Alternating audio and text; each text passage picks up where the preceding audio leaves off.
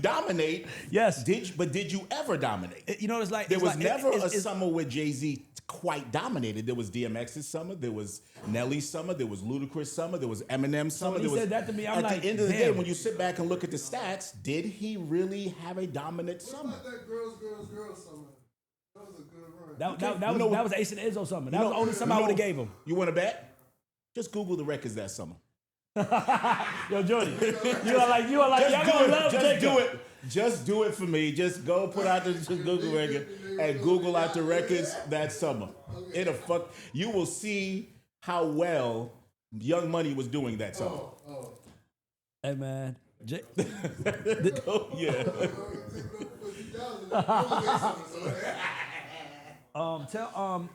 It's a scary philosophy when you sit back.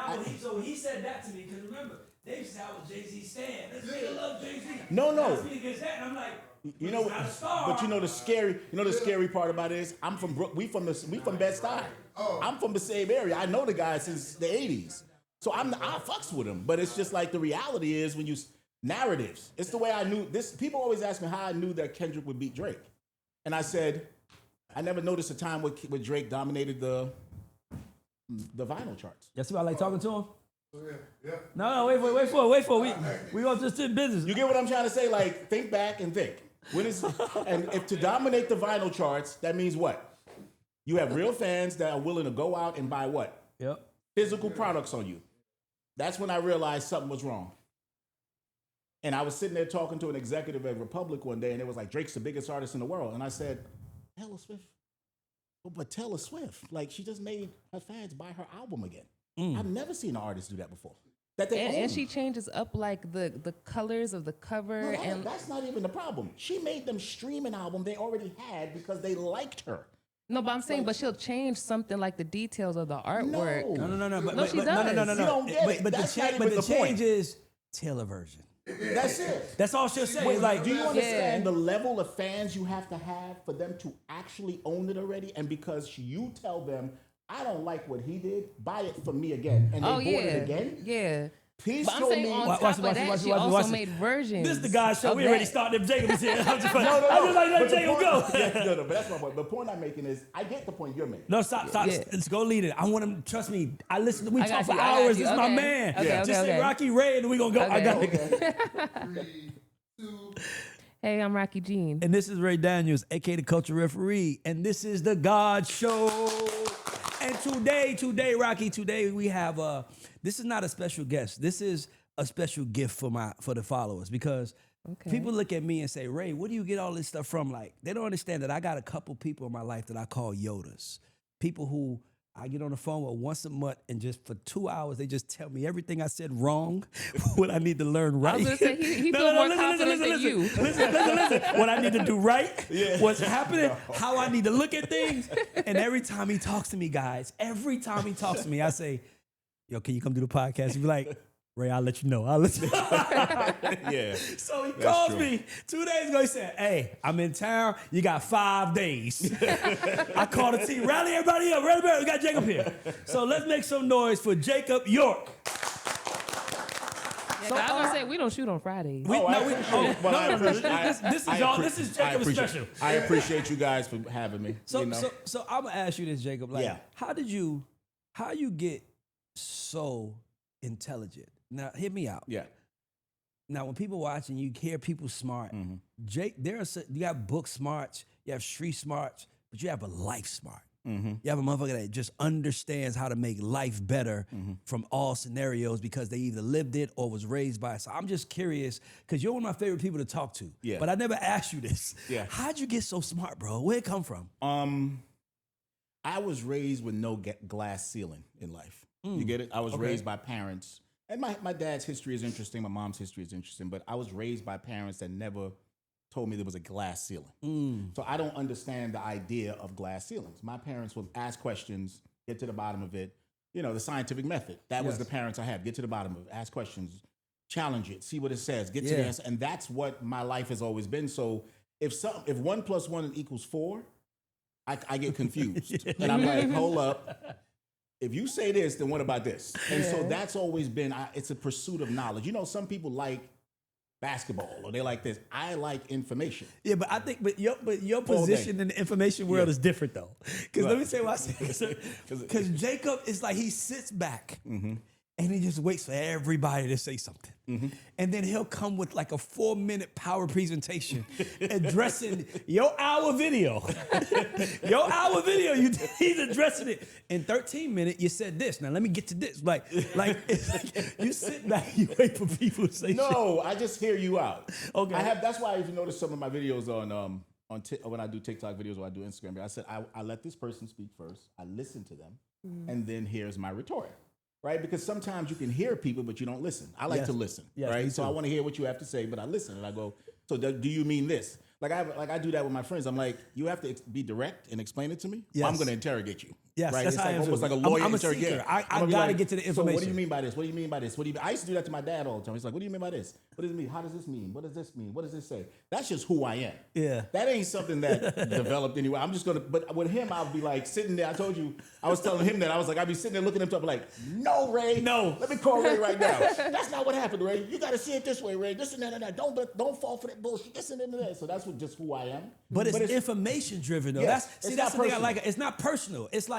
It's like he'll tell you something to say, I don't like Ray. Let me tell you why that's wrong. Then I'm like, fuck, I ain't think about that. Yeah, we got to look it's at like, it from yeah. Is it because you're trying to add value to conversations? Yes, I'm trying to add value to. I believe that information comes through you, and you have an Yeah. obligation to share it. I'm the same way, but I That's feel what like I it's, believe. I truly believe it. It comes through you. It's not from you. I'm a Khalil Gibran fan. Where did you right? get that from? Khalil Gibran, right? It's a book called The Prophets. What he speaks about. It's a poem that he writes about children. Yes. Right, and he says, "Your children are not your children; they are the sons and daughter of life yeah. longing for itself. They come through you, but not from you. And although they're with you, but they speak of a term about them living in tomorrow and you living in today, right?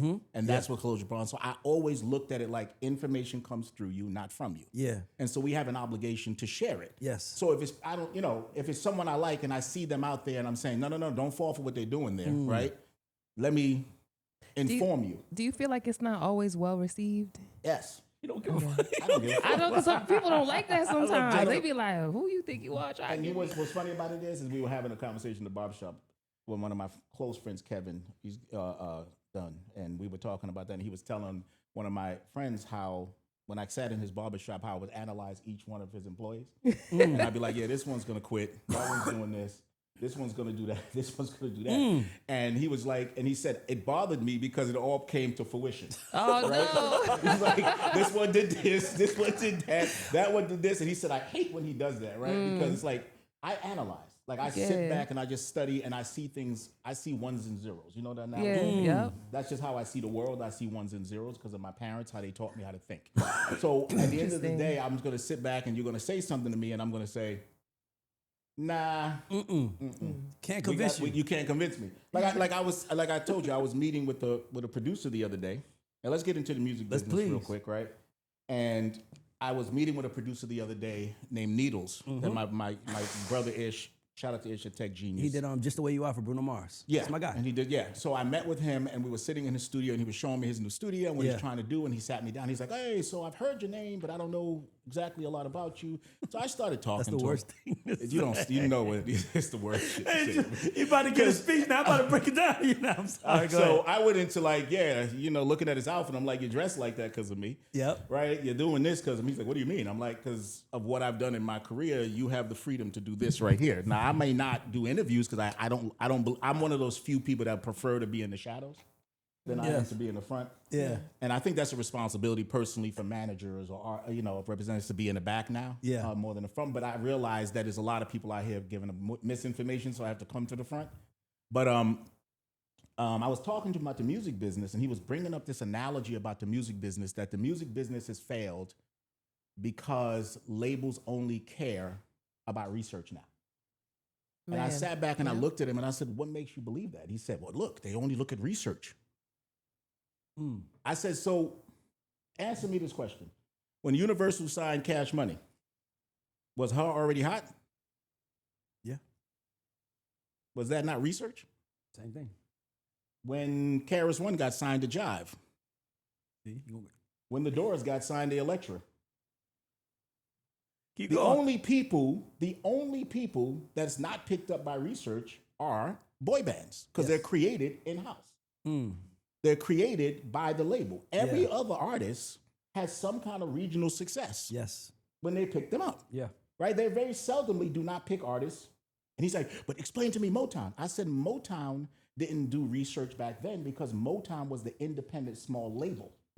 Because they're a major now, you see them as not the Motown they're not the Motown they were They were when in it a was little in Detroit. house, They like, were a trying to small figure it out, house. yeah. So But they were wasn't- operating from they were also a factory. Yes. Developing artists like most independent labels do. Majors have never been developers of artists. That's not their thing. They're banks. They look for what's researching and they say, can I be a part of that? They've been doing that since the beginning of music. So, But so once where they- we at then? So by the way, this is a real this is really how Jacob and my conversation go, go. yeah. He just confused me a little bit. So where we at then? So because there was a research aspect, but to Needle's defense, his biggest hit was with Bruno Mars, who had no research, right? So then there is a sense of having to prove yourself, but in 2025, how do you prove yourself when it's how you prove yourself, period? Like, I'm just curious, like, your thoughts on it. So when you look at Bruno Mars and you say he had no research, right? Yep. To you, what is research? Radio play? That's what I was Digital going to play? ask. I feel like the research now is like see, now. I like where you Now. going because Research- Bruno was around. He was writing records. He was writing records. He was proven He was somewhat. proven in some way. I knew you was gonna go it there. doesn't matter if he's in Hawaii performing and packing houses. That is a form of research that tells somebody he's able to convert fans. Yes. So that's worth signing. Yes. I believe, to be honest, I believe that the research the labels used in the streaming era was false. was false. It was false research. because I what? think it's correcting now. Me too. Because it was a new technology that they funded to justify all the money they lost by funding a company called Spotify to build their market share up. They created false research. And so artists will have this much buzz and get $5 million. How? Based on what metric? How do you justify giving an artist $4 million for a record deal because they have a few spins? right. How? I mean, a few TikTok hits. How do you justify that? How do you quantify that? That's what I'm saying. Research these days isn't around the talent anymore. It's just around how popular they think these artists are, right? No. No? Research today that they did was they created a metric to make money. Yeah, the research, the streaming era got duped into believing that the record company believed these records were researching. Yeah. didn't But I'm believe that saying, crap. but they did that off of the numbers they would see, right? No. Record companies have always existed based on what you call market share. What percentage of the market you own? That's it. Which means if I put enough records through the system, I will control a certain percentage of the market. Oh. That's all they lived off of. Artists always got jammed up like that, right? Because artists cared about first week numbers, putting things through. So even in the record business, you got certified based on what? being certified The platinum status. RIII will Oh, say, I certify certified you based on sales. No, never said it. Look it up. What is I it? certified you based on shipment. They never certified you based on sales. I never It's knew that. How many records they could put in the store. They certified you. It literally said, this is an RIAA certification for shipment of 1 million records. So it didn't Wow. necessarily Shipment of mean 500,000 they sold records. it. Doesn't matter. You got wiped out on the returns. They were able to push it in there. It looked great. They built a market share, and their stockbrokers got a fucking dividends. They didn't give a fuck if you made money. They're a machine that put records in the system. That's all they did. Now, when you go look at old billboards, it says shipment, not sales. You told yourself it said sales. I read the book. I read it. That shit We said over here talking about shipment. sales. I never believed in this. I was like, there's no way I'm over shipping records. Because guess what happened? It cost them 25 cents to manufacture it. They ship 1 million records, correct? Yep. When it comes back, it comes back at what? At a retail price. Yep. And wipes you out. Yep. They don't lose nothing. Because it comes back at what? So it's all cap. $12.98. It's all cap. It returns at $12.98 on the artist's books, but it cost them 25 cents. So it's all cap. It was just It's all about market share. It's all about when looks. Sony bought CBS, when they started buying and it became about stock. yeah. Stock is based on market share. If you can announce that I can sold, so if 1 billion records is sold, and Republic sells 370 million of it, they control 37% of the market share. And And they can put that in the stock. They can put that on the press, and guess what? People say, "Oh, they're doing good." Buy their stock. Their stock goes up. They pay dividends. What is that dividends? The difference between where the stock was and where it's up. They paid it themselves at the end of the year, and said, "We made profit." Guess what happens to you as an artist? Your record didn't sell. I would say you in a hole. You in a hole. We good. You're in a hole. You're in a hole. You're in a hole. You're in a hole. But guess what? We made the difference in the stock prices, so we don't care. Right? So artists got jammed up. Like the first thing that should have been the first rule for artists is when they figured out that all the major labels financed Spotify.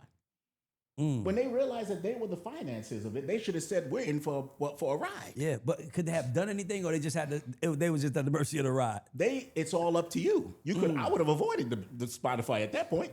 You would have told them. You would have went to the label and said, "I don't want my music on there." I don't want my music near that motherfucker because y'all are doing something. Gotcha. Because remember, the music business contracted from 12 billion, right, Yep. to 900 million. Yep. And they had to figure that out. Yep. Right? Because companies like BMG bought Jive Like for $3 2000, billion. 2001. Like, Yeah. They just, because of digital downloads, the music business contracted. And they told themselves, we got to figure out a new way. And technology was their new way. Yeah. Right? And when they start saying, oh, we're going to put money behind Spotify, the first thing you should say to yourself is, wait, you financed that company that I got to put my music on?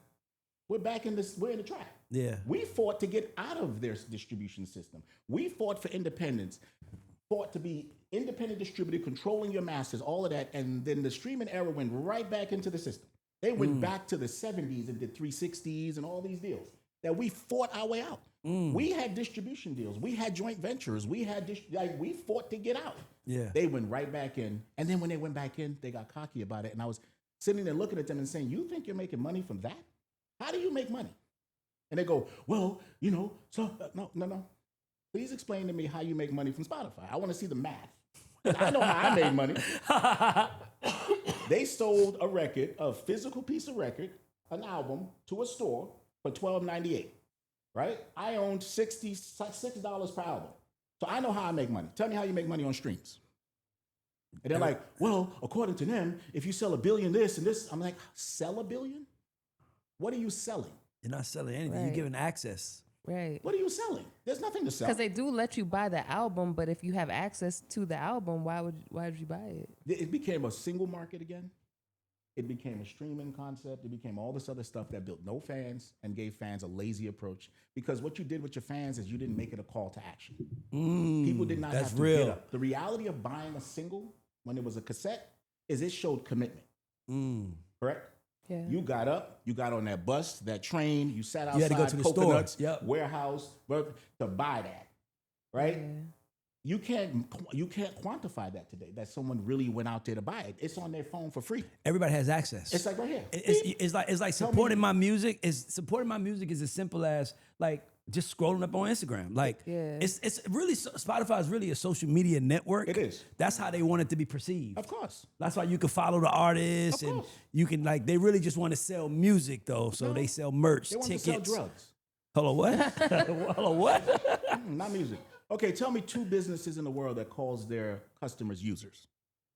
Drugs and social media. I can't stand this motherfucker. They were addicting you. That's what they did. They knew that they needed to create a generation of people that needed to be accepted. Yep. Right? So you had a generation of people that came off Prozac that bred a group of people that had a need to be liked.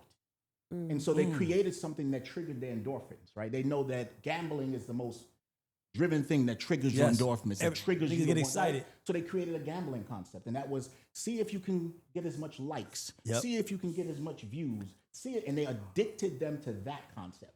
So artists now, like when you look at what's the kid's name, Lil Yachty, trying to get attention by what he said about George Floyd, right? yeah. It became something about how do I get as much attention? How do I get As much attention. Yes, on me On in me. the middle of this whole shit thing. happened. And they didn't think to say, let me make good music. They thought to say more likes, more views, more this. And that's where you got trapped. You got trapped in an endorphin generation that just wants to achieve as many false likes.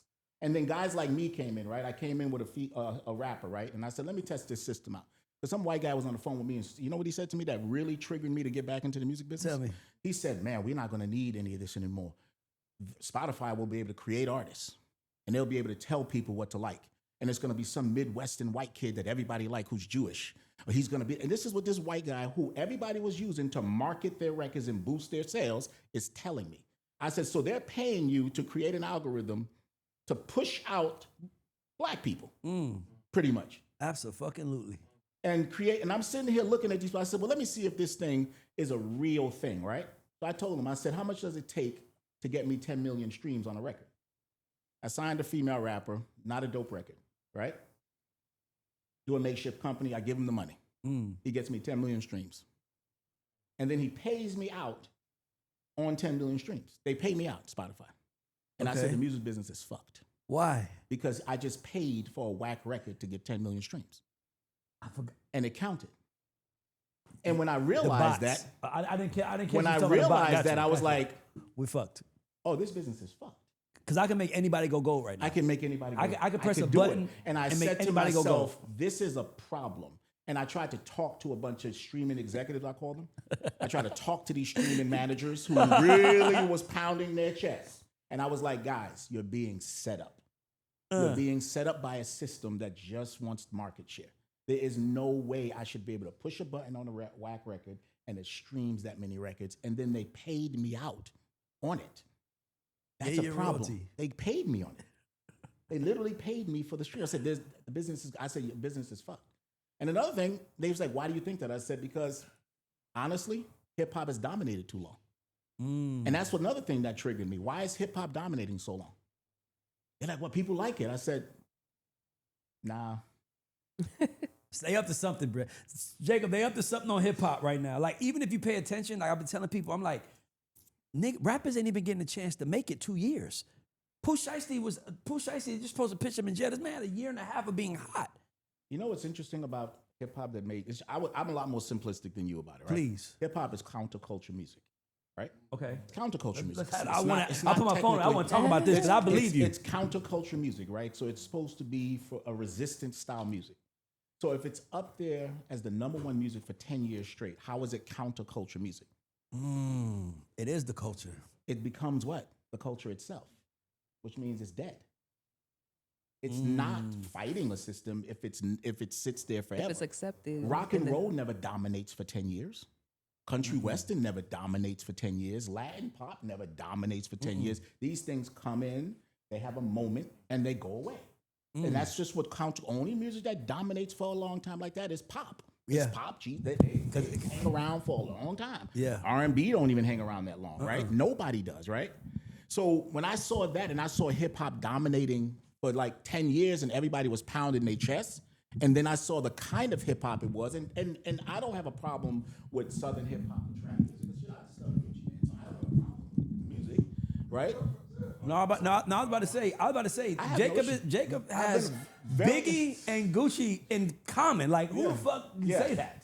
Truthfully, like discovered, like he freestyled for me. Like I know, like I discovered the guy. I made his first few albums and everything. So I don't have anything. That's how I discovered music. you when all of the big cat shit was Yeah. going crazy. Yeah. And you was the spokesman for Biggie. Yeah. You was panicking. You was like, I don't know what's going on. We got to get Gucci. I remember that shit. Yeah, it was. But but interestingly enough, we can discuss that in a second. But I'm saying I don't have anything against Southern music. I just thought that it was very interesting that it was just dominating for so long. I was sitting back and I saw people in Atlanta like, yo, yeah, and I'm like, are we really releasing Outkast? Are we really releasing Outkast? Oh, we released Are we releasing the exact same thing over and over and over again? And it just seems to be sitting at #1 music in the world. What happened? How? And then that's when I realized there's something wrong with the system. And that's what made me test that 10 million stream thing out. And I was like, oh, they're playing, this is cheap for them. This is easy to reproduce. Yes. It's very simplistic. It's the cadence is right here. Boom. Push a button, boom. make it go. Oh, they're manipulating. And these young guys in the South are falling for the idea of, oh yeah, I'm platinum, I'm gold. And when you ask them, how do you make money? Where's the money? Right? These guys are platinum and gold. Here's the thing. Platinum, gold, platinum, diamond records and can't sell 1,000 seats. How? How do you go diamond and can't sell 1,000 seats? How is that? The diamond is not real. I believe that the music industry pulled off the biggest con ever. I believe that a lot of these kids' sales need to be adjusted, and I believe a lot of them should lose millions of streams because they are not capable of selling physical tickets, which means they couldn't have sold 1 million records. 1 million records, you can sell 1,000 tickets. But now with And by the way, a with million social records media, means 150 million plays. Yes. no, so I No, got a you, little bit but more right, than that. but now where we're 1.5 at, billion plays. Yeah, no, that's not platinum album. Yeah, no. Platinum album is that's- 1.5 billion. Platinum single is 150 Look it million. up. but if their streams, let's say, Hold are overseas or like other countries, if they if this Go Google. Real quick. Chad, Google that for us. The problem with it is 1 million singles is like 250,000 albums sold. So 150 million streams for a single platinum. For an album, it's So explain to me the difference. The difference is that an No, album. no. Stop for a second. Oh. Explain to me the difference. per stream. Like you gonna multiply it? So 1.5 billion streams. 1 million units in platinum. Album. Album. But I can't even measure that because one says 1,500. Okay. 1,500 plays on a song. Is a one single. Album sell. Yep. One single also. Yeah. But here's how it goes. This is how they get you. No, keep reading. I read this. All right. So for multi-platinum, for each additional million units sold for album, or of course 2 million platinum. No, read it out. How do you get to a platinum single? Just read it. And how does that equivalent to a platinum album? Well, while he's doing that, the way I understood to be a platinum single is 150 million streams, and 10 songs at 150 million streams because the album is 1 billion. Mm-hmm. I mean, makes an album sell. But the fucked up part is like, you'll have an album where 2 of the songs has 1.3 billion streams. That was with my NLE Chopper album that went platinum. Yes. 2 of the songs, Narrow Road. Keep going. So you're reading what I'm reading, right? So read Go out. ahead, go ahead. Yes. A single can go platinum, but the artist can't go platinum until they get 1.5 billion streams. But key to it, how many singles equates what album? And then go back 1,500. But go back 4 years and see the difference. There was a time when you can sell 1 million singles and you had a gold record. Okay. How is that? Equivalency. Please go look. How is that even possible though? That's why they shouldn't count them. They have an equivalency problem, like what they're saying with Cardi B, because her single sold millions. She has 1 million albums sold. Think about the math. Yes. They're saying with a certain amount of singles, there's an equivalency to an album. If this track list and ID is attached to this album, You have a certain amount of albums You have a sold with a certain- certain yes. amount of singles. yes, That's not how we sold albums. you had to actually go do it. We sold singles separate. We sold albums separate. This So is explain. access. So then, no. Just explain to me how that works. I don't know. How does 1 billion sell albums? How does one single sell albums? So what do you think they should do? I think everybody they got to erase their sales, and I think they need to reset. But they're not. But gonna I'm do it. saying, like, what does resetting look like? Is it like A lot of these. Okay, this is what I'll say. As Jacob just doing this, right, and doing the math in my head, right. That math has changed in the last 9 years a few times. They've That's adjusted true. and That's adjusted true. and adjusted. Is it right? because they don't know what? No, it it's because they're still figuring it out. Yeah. They're still not only are they figuring it out, people are screaming false. That's what I'm saying. Like, it's false. like, that's People not are real. getting Like, pissed off, right? Yeah. And so they keep changing that. Like if you read that 5 years ago, that's a different meaning. You read it in 2016, it has a different equivalency. Because I can see that. They were creating something new. They don't have an answer. They And tried so- it. No, it's not trying. They're just figuring out a way to steal money, right? That's what major labels do. They're not stealing money from you. They're just finding a way to steal more money for their Trying to give them all stockbrokers, benefit of the right? doubt. They're Fuck that. trying. No, that's not Nigga, true. they stealing money, nigga. Yeah. So now it's like, no, we're doing it based on this, right? And this is why I tell people all the time, like I look at the math and I see it and I say the math makes no sense, right? You're telling me that someone can sell 1.5 billion singles and have an equivalency of an album sold, a gold album. When Michael Jackson sold 1 million singles, he had to sell 1 million albums separately, right? When Jay-Z sold 1 million singles. But wasn't the single on the album? Hold on. I'm getting ready. He ill for that. Let me stop it. He ill for that. So basically, the album and the single was separate. Yes. It was like separate offers. Yes. Oh, you're Now talking the- about those singles with like the 3 tracks. Like if you on if them? Jay-Z, No, if you bought a just a Jay-Z single. single or a big single, Yes. you didn't buy an album. That didn't You equivalent- just bought you a can, single. You can buy 10 million of those, and it doesn't mean nothing to an Well, album. I'm saying in the past when it was physical things, Yes. you in order to buy the single, you had to buy the album because the you single didn't. was on no. You No. could have bought the single. They would have gave you a maxi you single. just bought Well, one that's song. what I was asking. You just Okay. bought one song. If you wanted to buy a maxi single, that was a whole nother offer. Yeah, that was like $7.99. The album you wanted to buy the single was $2.99. Got you. The album was $12.99. So even what Jacob said, it's Yeah. like it still was broken down into tiers. You still Right? knew So the you have value. to buy a Yeah. single for if you bought a single for 99 cents, you got that song. If Mm. you wanted the album, you had to go spend another $1, another $9.99 or $16.99, depending on where you bought it at, Right. to buy an album. Now he's looking at- certifications did not certify both as the same. Today, They go together. do. they go together. Yeah. You go 1.5 That's billion weird. singles. That's weird, by the You've way. sold. So why do you compare? Again, you're back to the endorphin generation. You bullshit them into believing they're as big as Michael Jackson. That's the You LeBron, Michael bullshit Jordan, them. Michael Jordan argument. It's like you that's, got, yeah, I don't want to go there. 'Cause we're gonna go there in a second. But my point is, they're teaching the kids. It's based on the drug of you're good. You're just as big as Michael Jackson. You're just as big as Madonna. You're just as big. And it's like Michael Jackson sold 100 million physical albums, separate of 10 million singles. You are nowhere near him.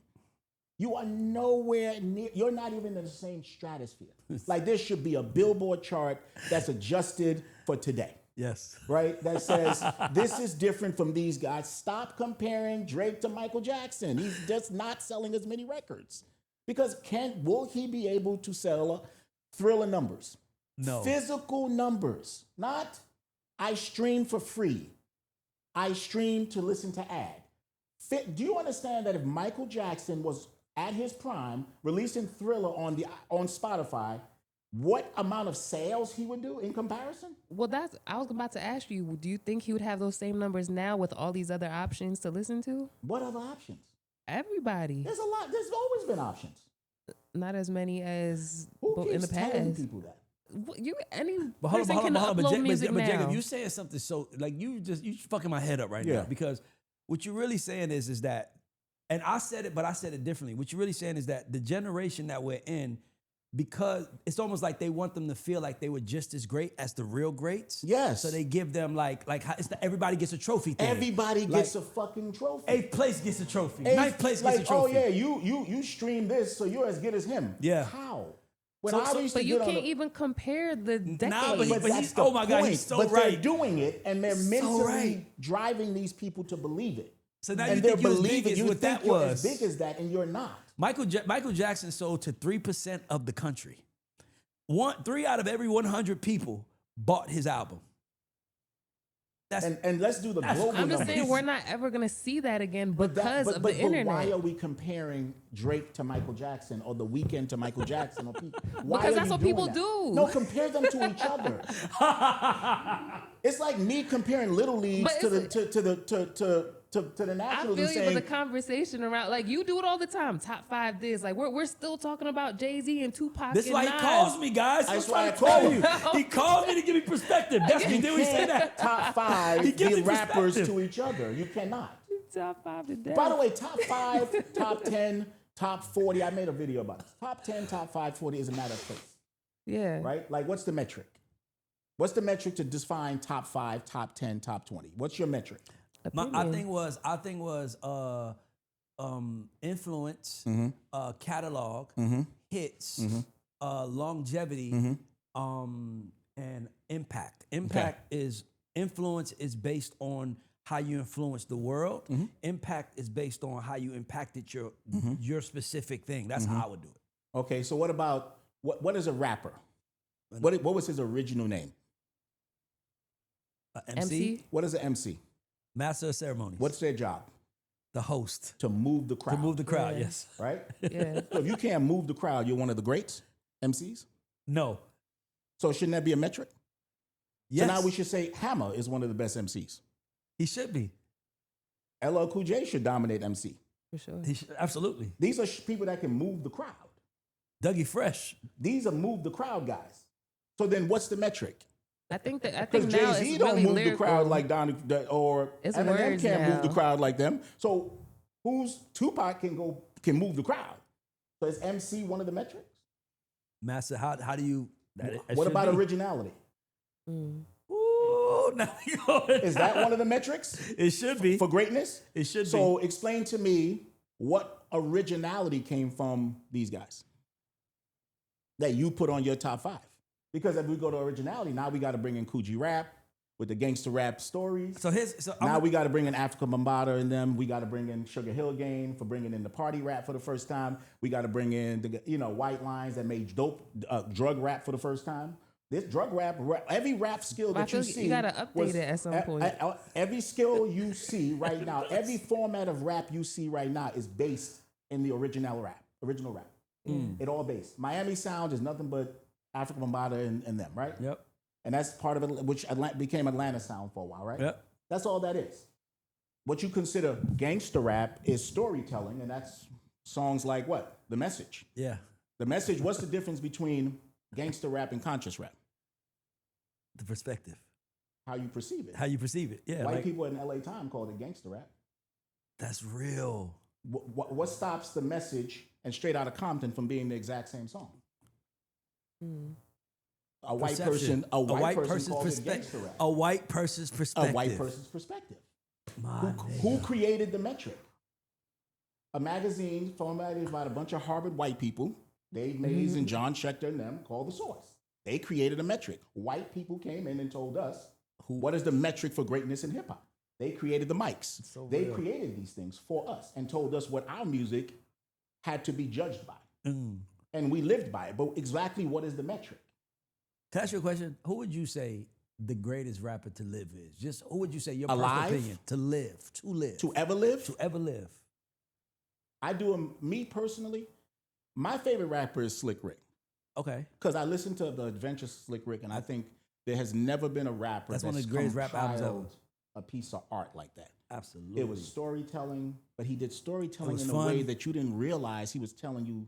Like you got a song on there that's talking about jail rape. Yes. But you didn't really, you know what I'm saying? It was called The Moment I Feared, right? Then on the same album, he's talking about teenage love. And Mona Lisa. And he's talking about teenage love. He's making an emo rap song. Don't hurt me right? again. Don't hurt me again. Don't. How many rappers can talk about don't hurt me again and be that vulnerable and on the same album talk about jail rape? Then on the same album, he's talking about motherfucker fucking a girl and getting crabs. And he made it funny about Indians and, India feel like Indians dancing. Yeah. Like, think about, think about this guy, what he did. Like, then he made a children's story, which is one of the biggest records till today that still resonates, right? Once upon a time, but that's a conscious rap song telling kids to be get off the streets. You know what I'm saying? Like, how many people have been able to make thematics like that on one album? Bro, I swear and the synergetically just sat there. They either make one side, another side, another side, another side. I got goosebumps. No one has ever been able to do that. Because he's so right. That's why I like talking to him. Listen to that album. Slick Rick, I'm playing that shit all day today. That's one of the greatest rap albums ever. One of the best to me. Like, that's my personal opinion. Other people will disagree and say, well, I feel. Because, okay, he's from England. He came through Brooklyn. I get it. But let's really look at just the tone. Like, he is the father of West Coast rap. Like, their entire flow and feel and everything. You can tell he inspired West Coast rap as a whole. Snoop's and style. A lot of that stuff. Yeah. Southern style. Lottie-dottie, yeah. His ability his ability to sing with his voice and how he was like, you can't really put too many rappers in his category. Yeah. Like, how many people? Like, let's pick an album. We can tell you. You can say the Black Album. You can say Ready to Die. You can say this, and you can listen to all these albums, and they're very similar themes, right? How many people can do the vulnerability thing? Like, how many of them can do it? Like, when Big made the love song, it's Me and My Bitch, the one that never snitched. It's not. Please don't hurt me again. Nah, you're right. And still maintain your hood credibility. Yeah. Right? You see how I like talking to him, right? You see how I like talking to him? I love him. So when you sit back and look at Slick Rick, you say, we're gonna try to act like that song didn't come out in like 88 and still rocks today. That beat could come on right now for a children's story. Right? Yes. And that will still rock till today. How many people can say that? My favorite, I think the greatest rapper ever lived is? Yes. Biggie. I think he was my friend. No, but hear me out. Yes. I think he is the most perfect rapper to ever live. I think that nobody put words together better than him. I don't think nobody told stories better than him. I think he only had 3 years of doing it from But that's four, the difference. 93 to That's 97. That's me and you agreeing that. That's why I said the When you greatest do rapper it- to when ever you- live. Like yes. just skill. Yeah. I think Biggs, like I think that if he made us look at rap differently. Yes. And I told him that. Yes. He told me that. He said, what do you like about me? And I remember telling him, I was like, I can listen to you rap. Right? A lot of rap lacks a sense of vulnerability. I can't relate to a rapper that got the biggest dick, fuck all the bitches, made all the money. Like, nothing went wrong? Nothing. Nothing. Like, nothing. Like, you never missed a phone bill? You know what I'm trying to say?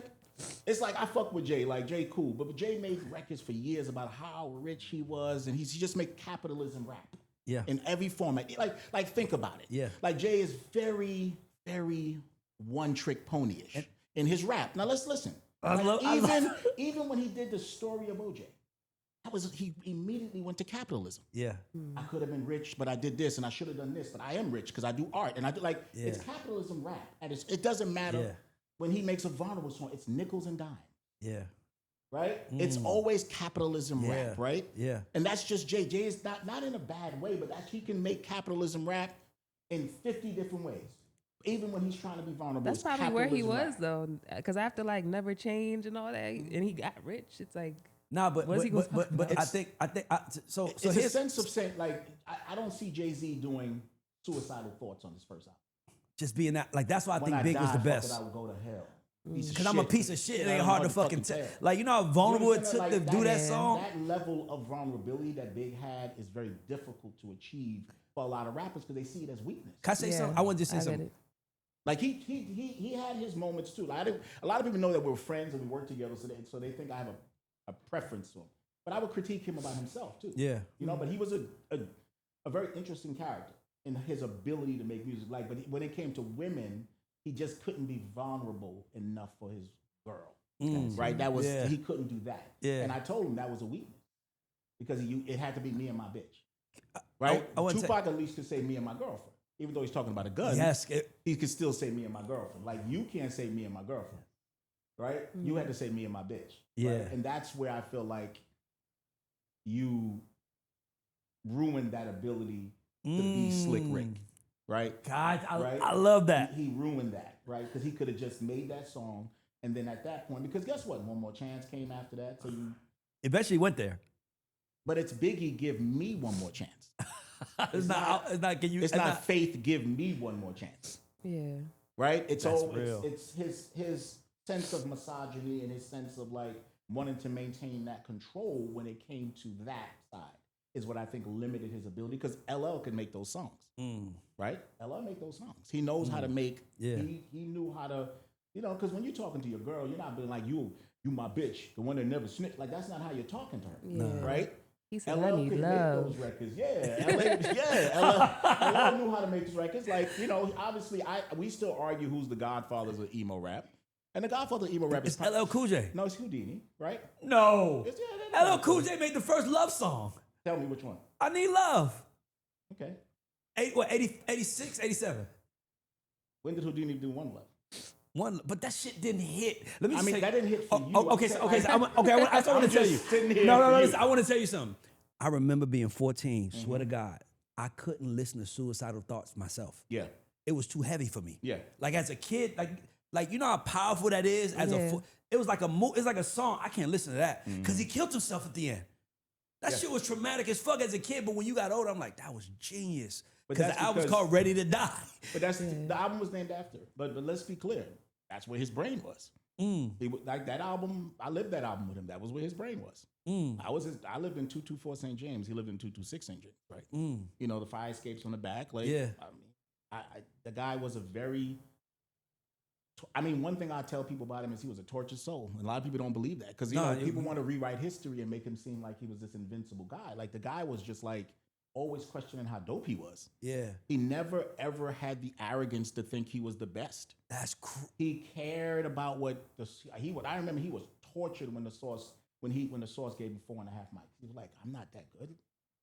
That was like that was like To a him, 95 on a test. That was like, what? I'm only a 4.5 mic artist? Like, his feelings was hurt. Like, I remember when he won the Source Awards, it meant more to him than every other award.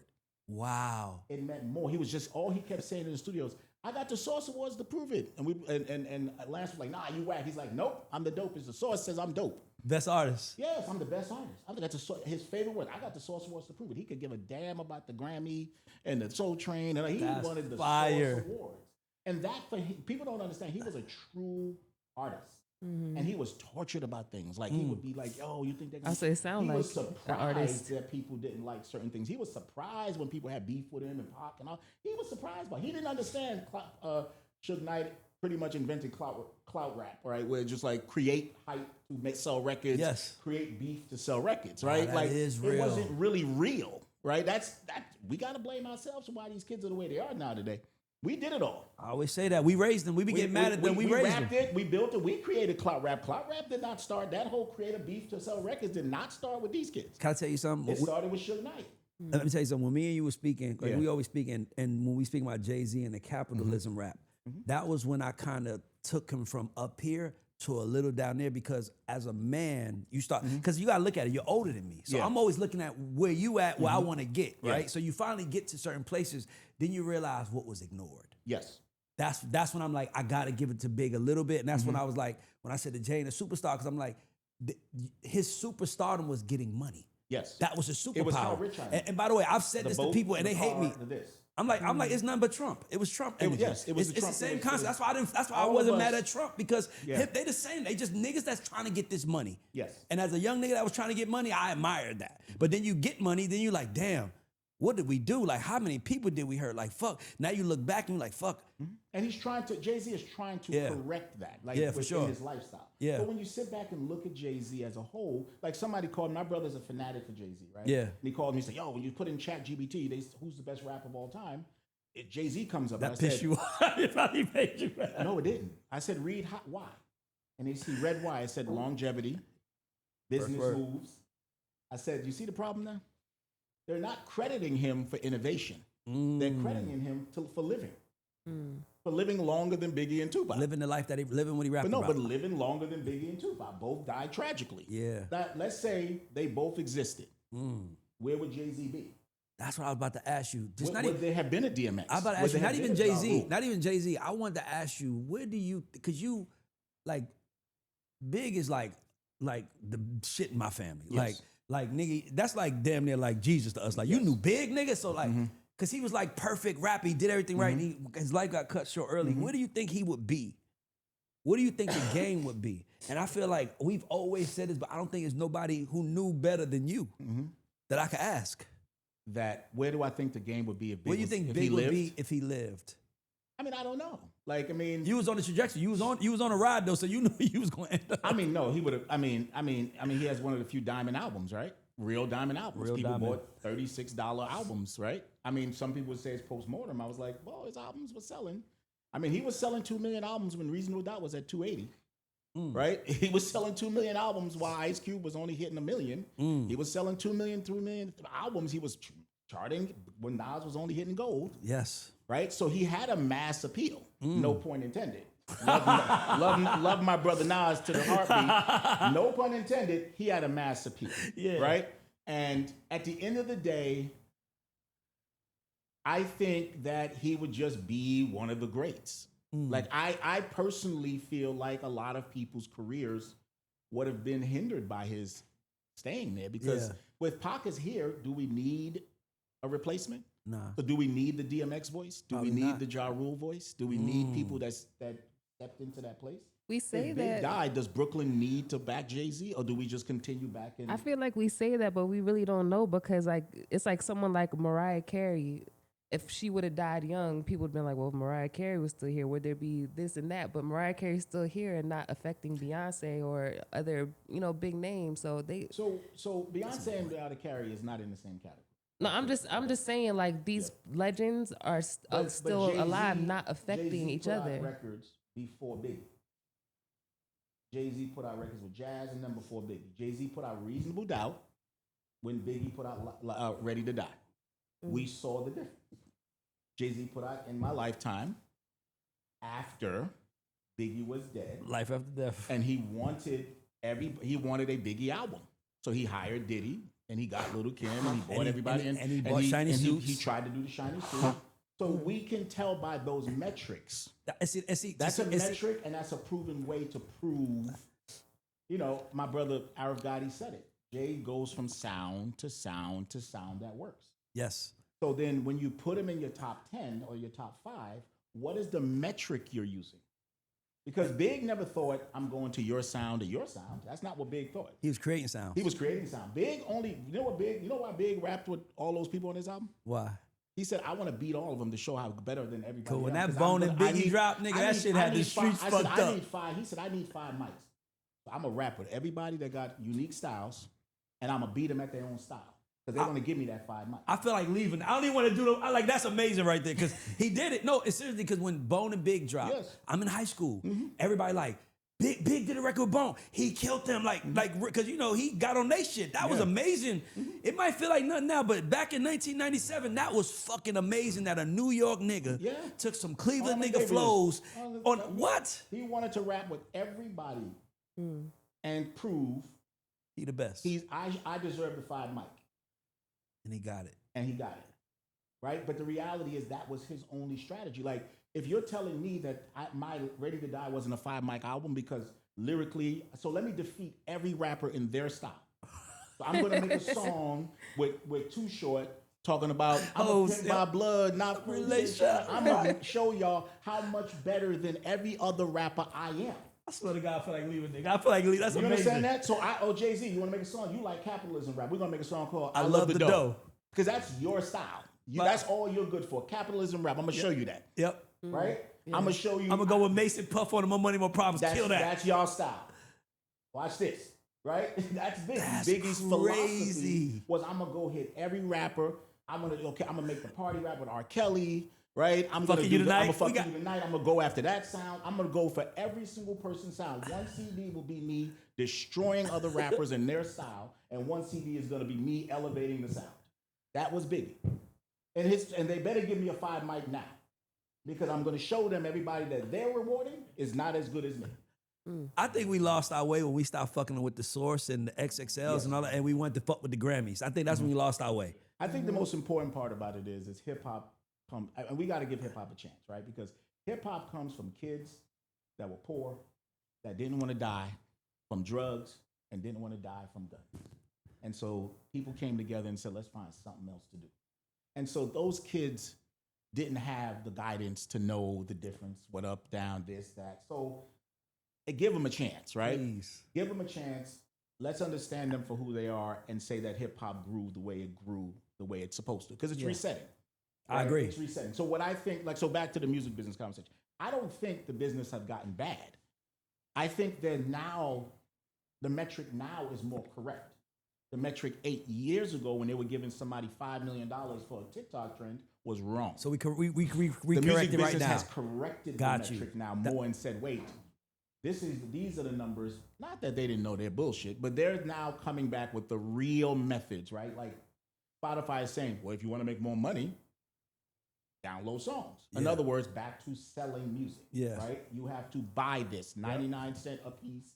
Like you buy music. It's back to the $10 album. It's back to buying, back to Vinyls out there big, it's back to that. And people don't understand that those streaming errors was just an era of people that were being faked into believing something that was not real. So that the major labels can make up the money they lost in those years when they contract. I want to ask you a question. I'm just talking to you. What is your thoughts on the lawsuit that Drake has filed against UMG? Like, what's your thoughts on that? I think that at the beginning, he was being a sore loser. Yep. I think now he's just using it for marketing and to be talked about. I think he is a talented artist, right? But I think people misunderstand Drake. They don't understand that Drake, there is no difference between Ariana Grande and Drake. Meaning? Right? Meaning they all came up on Nickelodeon. He's a child actor. He comes from a system, right? He comes from a system, right? He's no different than Britney Spears, no different Justin Timberlake, all of them. They came through a system. Demi Lovato, all of them. They all came through that Nickelodeon or Disney system. So Drake came up as a child actor out of the Nickelodeon system. He emulated a rapper. right, and a singer, right, and he was doing a great job doing it, right. His whiteness was helping, his foreignness was helping. His whiteness, not him being white. Let's be clear. Talk your shit, Jacob. This is the only country where Drake is considered black. Because there's no Jim Crow law in Canada. Jim Crow is an American law that says if you have a drop of black blood, you're black. In other countries, he's considered mixed race, he's considered colored, he's considered other things. This is the only country on the planet that he's considered black.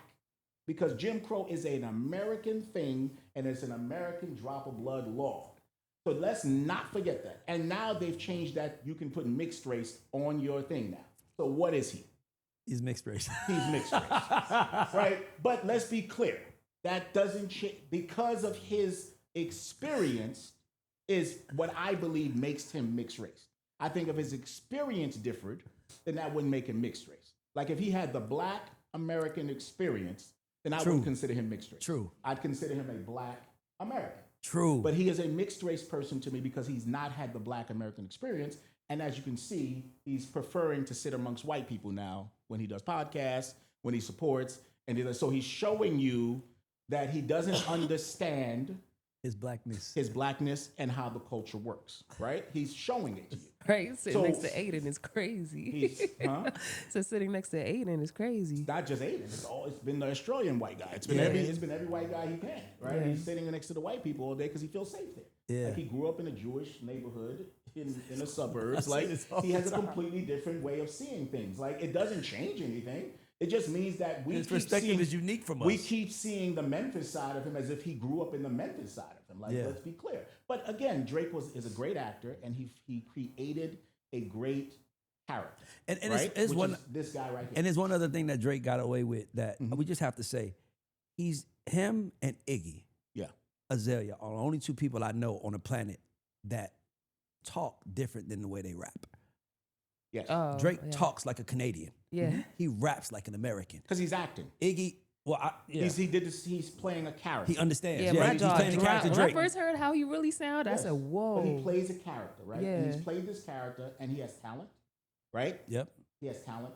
He's capable of doing things. But at the time he came in, there was a label called Young Money that just was on fire. Right? So he was bought in. He was credibilized by this label. He was given an opportunity. So he never felt the dip. He came from a hit show to hit records, and he's just moving as a child actor, living with this thing, right? And for the first time ever, someone said, wow. And he's responding like a spoiled child actor. Yes. I don't like this. I'm telling my mom. Yeah. And people are going, I don't get it. And I'm going, he said it. Rick Ross is being racist. What black person thinks a light-skinned guy being called white boy is racist? Every light-skinned motherfucker that's in what the we call him in the hood. We call him white boy. What's up, white boy? He's so right. But guess what? To him, he doesn't have the black American experience. Exactly. He doesn't understand the hood. He doesn't understand. He doesn't have it. He doesn't. That's the part. That's the part that I think is frustrating now. He doesn't understand. He was treated like a black American. Yes. Yeah. He was received like a black American, but now he's in a position where he has to act out, walk it out the way we do, and he's like, I don't know how to do that. He doesn't know how. Yeah. He's a child actor that grew up on a TV show, signed to a hit label, made a hit record. We've seen it. But they all melt down. Britney Spears is dancing with knives right now. Yeah. This is what happens to these that's a Disney actor. I can't stand it. But let's be clear. This happens. This is what happens to these child actors. We've seen the story of child actors melting down as an adult when shit don't go right. Right. So what is he doing differently? He's doing what all child actors do. He's melting down. Like, Mom, he's calling me white. He's doing that. And people are getting mad at him. And I'm going, what metric do you count? The metric. What metric do you choose to fall? You think that guy understood?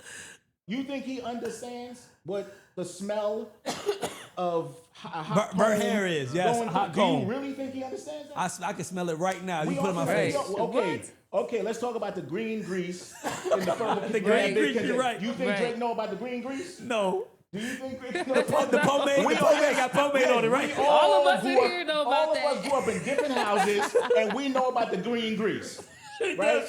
All of us did, right? So what, do you think Drake ever seen the green grease? No. He doesn't understand. We put that on Drake. We told people Drake was black. He was one of us. He's a real nigga, all that shit. We did that. Then he went against a real American nigga. Yes, he was not only a real nigga. A West Coast. He went. No, this is a guy that sits by a payphone, looking like Bruce Leroy, waiting for jail calls, doing burpees with platinum West albums. Coast militant shit. Out militant. This is the guy you choose to battle.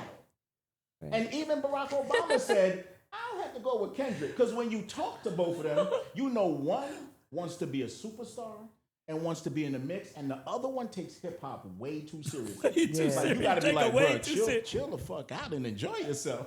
Like, you understand? Like, bro, just like, You know, I equate it to like in the hood when you slap boxing. Yeah. And it's like, yo, I want to slap out, and the nigga just boom. You're like, whoa. Yo, hold on. Like, and what's you playing? can't leave the fight now. exactly. Ain't Now no you leaving the gotta fight, nigga. Now you gotta fight this That's nigga. right. Like, and the niggas just do some shit. Like, you're like, whoa, Oh, hold on, yo. This, you can tell Kendrick watching a lot of Bruce Lee on Sunday, right? And just a lot of karate movies on Sunday on TV. Like, you can tell the type of, like, Couldn't wait to fight that nigga. He wanted him so guess bad. what? Every last one of us here knows that. And we would have known to say what? Chill, bro. That's not the but one. Guess who's running Drake's world now? No longer Young Money. No black Americans. No people from the hood of America. No people that can read Kendrick and go, yeah, bro, you're falling for a trap. Yeah. He has a bunch of Canadians. He has OVO. He has a bunch of foreigners that do not understand black culture. American black culture. American black culture. They understand what they understand there. But So they wait. think American black culture is operating, and we're all seeing it. Like, throughout the whole beef, I'm on a phone calling everybody. At first, I thought it was fun. I'm calling niggas like, yo, you should say this, and you should say this. At first, it's fun to me because I've been through like 9 beefs, right? So I think beef is part of hip hop, right? Okay. I like beef, right? I think beef's part of hip hop. Like, I have no problems with that, right? Because I've never known a beef in hip hop that's gone violent. I think people say they do, but they don't, right? What I mean by that is until the Gucci thing, it hadn't, like, Pac and Big are not dead because of the beef, right? No. They're dead for different reasons, right? So it's not like those beefs went violent, right, and caused their death. Like, until the Gucci Jeezy thing, which I was a part of, that was a part of that too. Yeah, that was a crazy one. Until that part, Hey, I was the like, Forrest Gump of hip hop, bro. You was there. yeah, I was there. Boy, you have no many times how many places I've been. Right? So the most interesting part about it is that was really a problem, right? But at the end of the day, there was no really violence in beef. So I was like, yeah, go ahead, you do this. You know, I called Future manager. I'm like, yo, you should do this song. Like, you should do this and say this. I'm instant like You in this shit. Like, hip hop needs this. Yeah. And then at a certain point, somebody from that side of Kendrick played a piece of Euphoria. And I said, no, we got to stop now. No, listen. Stop now. When I heard Euphoria, that was it. I heard it before it came out. That was it, bro. And I was like this. We got to stop now. That was it. So how do you feel? Stop right now. How do you feel about He's how? going to lose his career behind this. And I don't think it's okay. Like, I didn't want it to happen. I said, he don't know. And I tried to call everybody on his side I knew. Like, yo, bro, he is going to hurt y'all. And they were the most, there was an amount of nonchalantness. Arrogance. No, nonchalant, like, let the nigga figure it out. That was a part of it. And the other part, like, nah, we good. Okay. So what you feeling like this? How do you feel about J. Cole and his decision?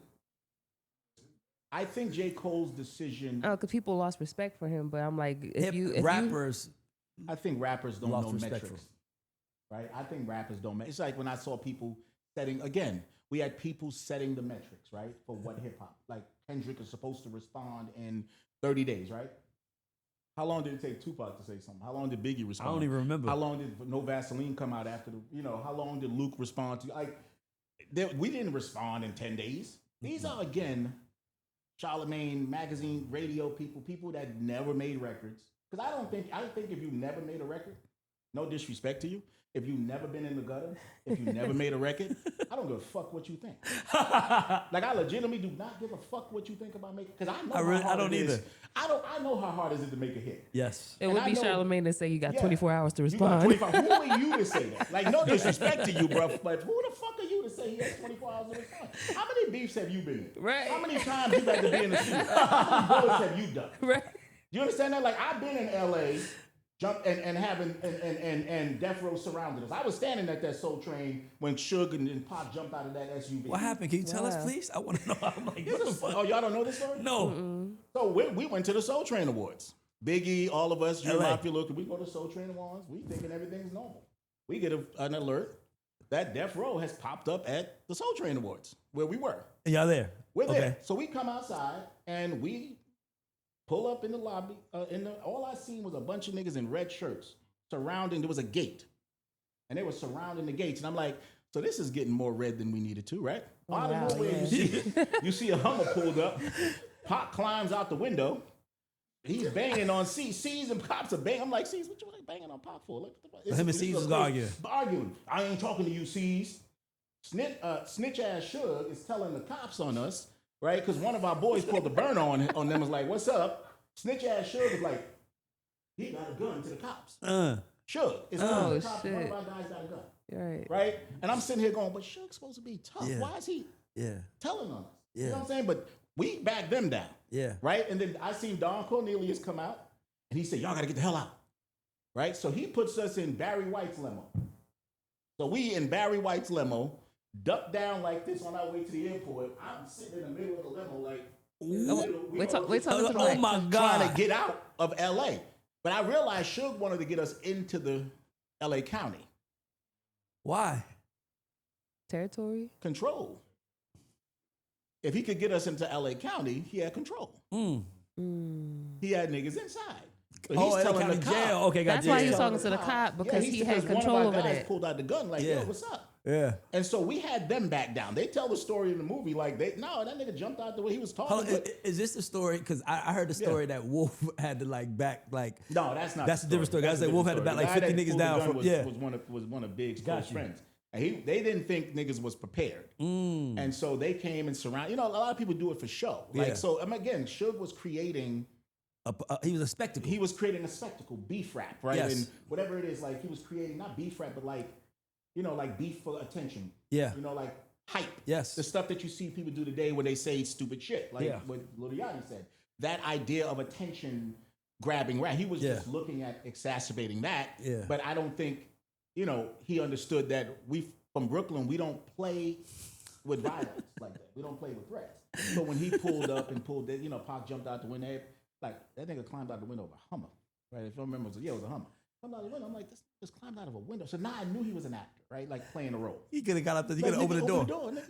Right? Like, you know what I'm saying? Like, you're on set now. Got like, put on the show. Bugging out. You know, we from Brooklyn, so we sitting there going, why they all got on red shirts? Like, you know, for us, I mean, for y'all today, y'all understand that better.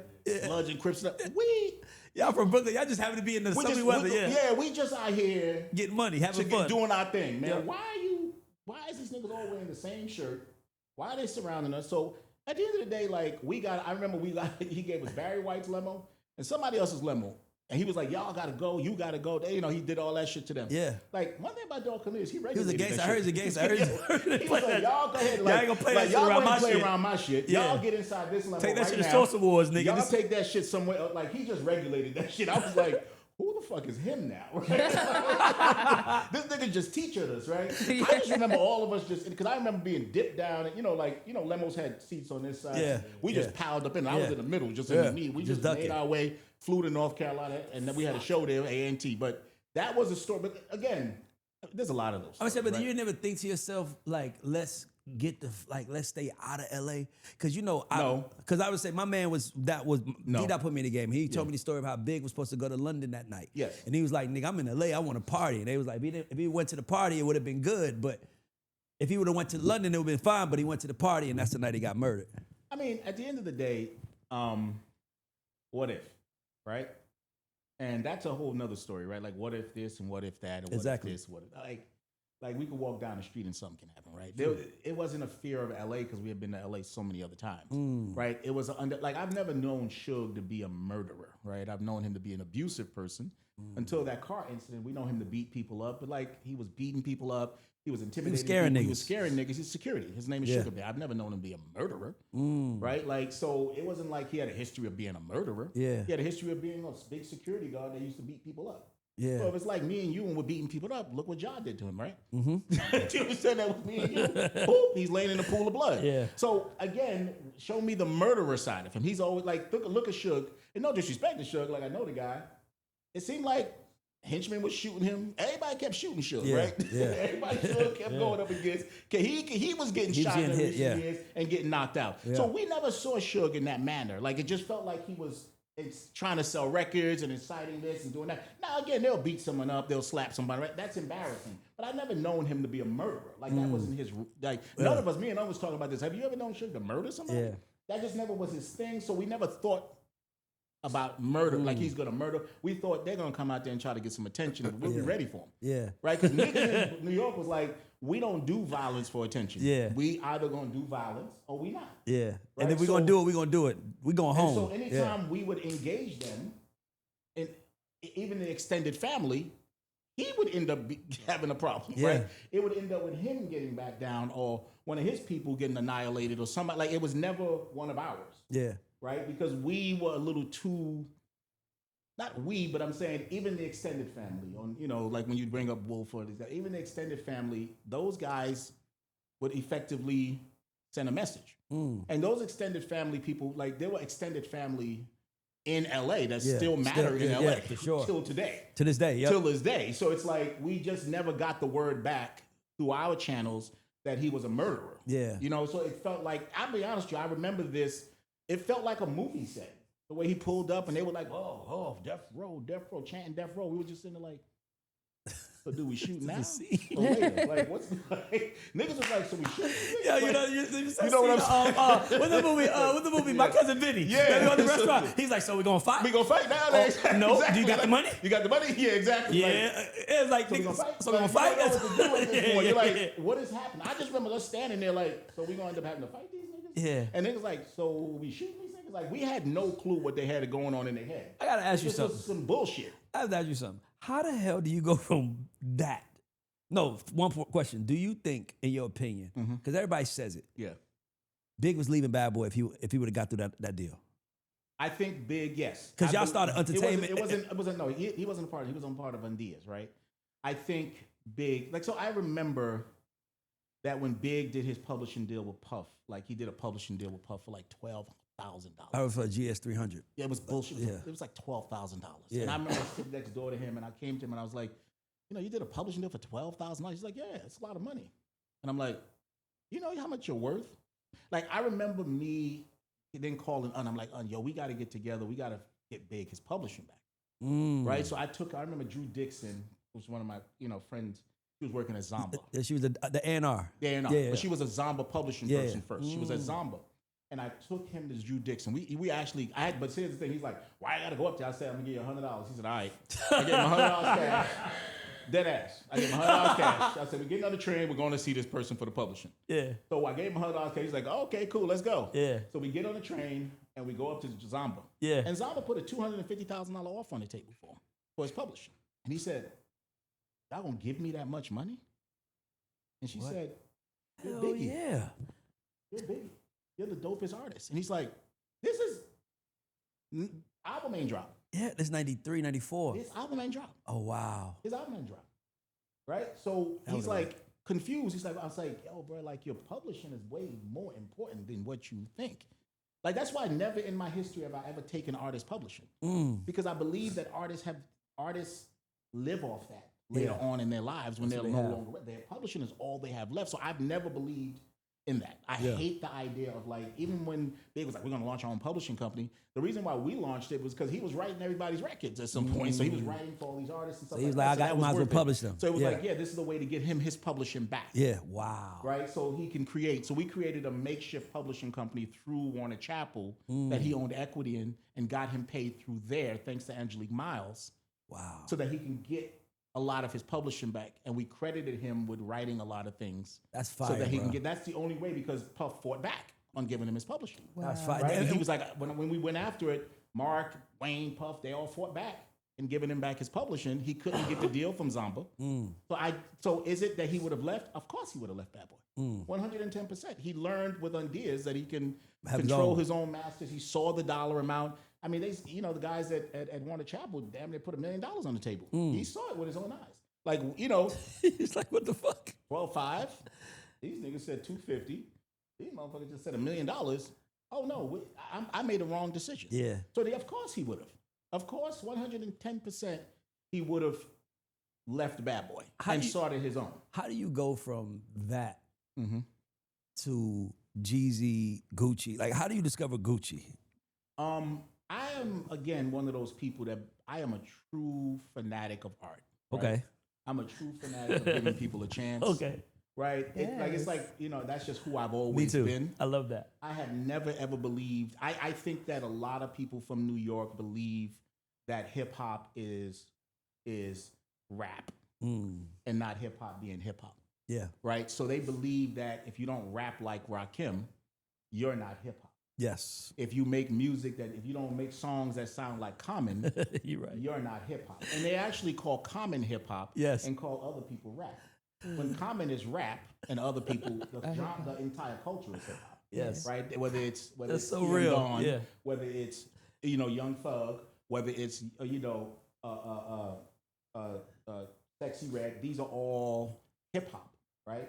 Now, hip hop has multi genres, like rock has multi genres, and there's a racism to make hip hop sound like one sound. Yep. And I find that black conscious rappers tend to make hip hop one sound. And where Yeah. does that come from? Again, white folks Mm-hmm. saying, no, Pharoah Monch is hip hop. Yeah.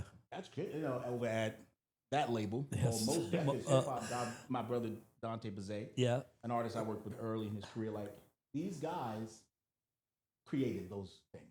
Hip hop is an entire culture. Mm-hmm. It's dancing, it's art, it's DJing. it's clothing. Yeah, It's by the fashion. way, the first hip hop artist was always what?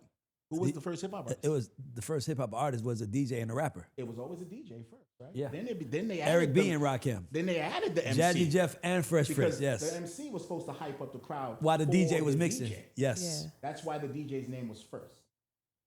Right? The DJ's name was always first because the DJ was the actual artist. Mm-hmm. The MC became the artist when rap began to dominate. Well, rap became that exactly. Then- Oh, so It that's why switched to DJ place. Jazzy Jeff Yeah, and the Fresh Prince. Eric B and I Rakim. remember- And Got Rakim. you. It was always the Yeah. DJ. The DJ was the artist. Got you. Right. That being said, like when you sit back and look at hip hop from a perspective, like I always looked at the art of hip hop. When I first got into the music business, I started with something called the Hip Hop Union. Because in my head, I was like, how are these artists going to retire? Oh wow, you was thinking like that back I then. was thinking like that in the 92 when I was really young. Because I was thinking back going, okay, so what are they going to do? We should union, create better. Because when I Better studied the opportunities. music business and I started looking at it, I was like, the math ain't mathing. Right? For these artists, right? They were getting these, you think an 18-point structure is horrible now. You should see what they were giving back in the days. Yeah. They was giving 8-point structures. Yeah, I think Leo said that when they did their Def Jam overall deal with Polydor, they only got 20 points. Yeah. Like they had to run Def Jam with 20% of the profit, and that's still including paying artists their percent and everything. Isn't it interesting that Lior was working at Rush Management and somehow is the name for Def Jam? Mm-hmm. Isn't that interesting? It That he is. was just an employee at the management company. And when you think, how did he get ownership in Def Jam? How did he get it? It's that crazy. Did you ever think about that? Nah, you never. see how Maybe the- he was I really always good. thought him, Rick Rubin, and Russell owned Def Jam. No, Rick Rubin owned Def Jam. And Rick Rubin realized that he couldn't be a Jewish kid in hip hop. So he brought in a manager, a black face, Russell. which was Russell. Russell and him partnered, Yep. right? And Def Jam moved, was at Columbia, was doing great, did great, dropped many albums. You got a lot of dope artists, Yeah. millions of albums sold through this production company. And then when it went over to Polygram, right, through a purchase, whatever it was, then it was a completely different entity. But it just seemed like Leo materialized as a leader. Obviously, they pushed Rick Rubin out. Yeah. Rick Rubin went on to start Def America. I thought he left. I didn't think he pushed him out. He left. I thought Why he would didn't he want. leave? He didn't want to be there no more. He always was a creative. It felt like that. Probably didn't want to be there because they was pushing him out. Like Why would he started leave? making things uncomfortable. Okay, so I ask you a question for you. He leaves and then creates a company called Def America. Then is sued for using Def. So he has to wow. change it to America. And that was his company. So do you really think he just left? No. All right, cool. So let's be clear. So then all of a sudden this guy materializes Okay. as a leading force in Def Jam. Please explain to me how. Like he's not the best executive in the world. There's a lot of executives that Yeah. I mean, I know Leo personally, good Yeah. guy, but there's a lot of great executives there. Mm-hmm. Why him? Why him? See, that's what I'm problematic with history, right? History is what? Written by the victor. Right? Whoever won the fight writes the history because Yes. when everybody else is dead. Yes. Nobody ever thought about that. I think about that all the time. All the time. Like so when people tell me about Lior and his stories, right? You know, I like the guy. I worked with the guy for years. The guy always showed me a lot of respect. But I just never really understood why he was able to center himself so much in culture.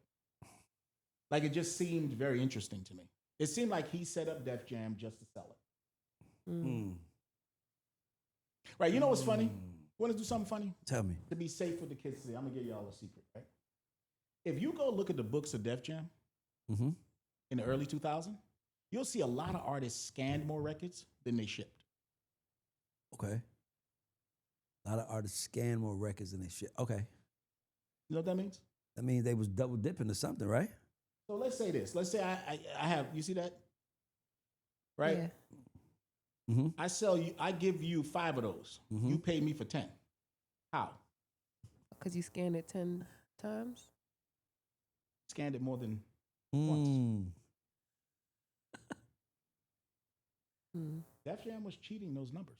Those first 2 numbers were fiction. Really? Yeah. So that fake streaming shit doesn't confuse me. They were doing that back then. Like niggas I actually sat there with the salesperson one day and looked at the numbers, right? Because I had artists in the system. I was managing Cameron. They had the Dipset. Everybody was in the system. I was reading the numbers, and I was like, shipped 2 million, sold 2.7. Again, it's that 1 + 1 = 4. Yeah. In my mind, going, how do you sell more than you ship? Yeah. Leo tells us he wants 350,000 units the first week. We give him 350,000 units the first week. So again, it was a market share play Yep. to sell Def Jam. Yeah. Understood. So again, when I listen to him talk, he can sit there and speak a certain way. But I believe he was part of the decline of hip hop. Me too. I I think believe he was a huge part in it. I think he created the first week endorphin generation. the reason why I think of that is because he pushed street rap as his priority. No, that doesn't matter to me. To me, that does, because to me, there's more variety that could have been like. I'm simpler than that. Okay. I'm much simpler than that, Ray. He was trying to sell a company. And he fake sold records to sell a company. Okay. He did what they did to the streaming era. Right? He created. To make it look more profitable to make than it was. Not profitable. Again, certification for shipment and market share. That's all they care about. What percentage of market share do you own? Which means how many records you put through your system. And I know I sat there and looked at a piece of paper where it said, this guy shipped this and he sold this. And I didn't understand how you sell more than you ship. How do you sell more product than you have in the marketplace? Yeah. That means they had creative accounting through one stops. Remember, they all lobbied for one stops to get Soundscan. Yeah. So that they can one stop Alter that shit. Beeping the same records 3-4 times. Then we had something called Soundscan venue sales, right? Mm-hmm. You want to hear about Soundscan venue sales? This was the most interesting system ever. Tell me. So Soundscan venue sales was an ability to do this. So when your artist toured, right? Yes. So let's say I have an artist on the road, right? Let's say Gucci Mane is the artist. Like he's touring and he's playing House of Blues, right? So he's touring and I say, hey, I need to sell merch. It's okay. Well, the building gives me ability to sell merch. But see, while we're here, we can convert talent, convert fans. Look, I want to be able to sell CDs. Yeah. So let's say Gucci signed to Def Jam. Def Jam is sending me boxes of CDs that I could sell at the venue for Gucci.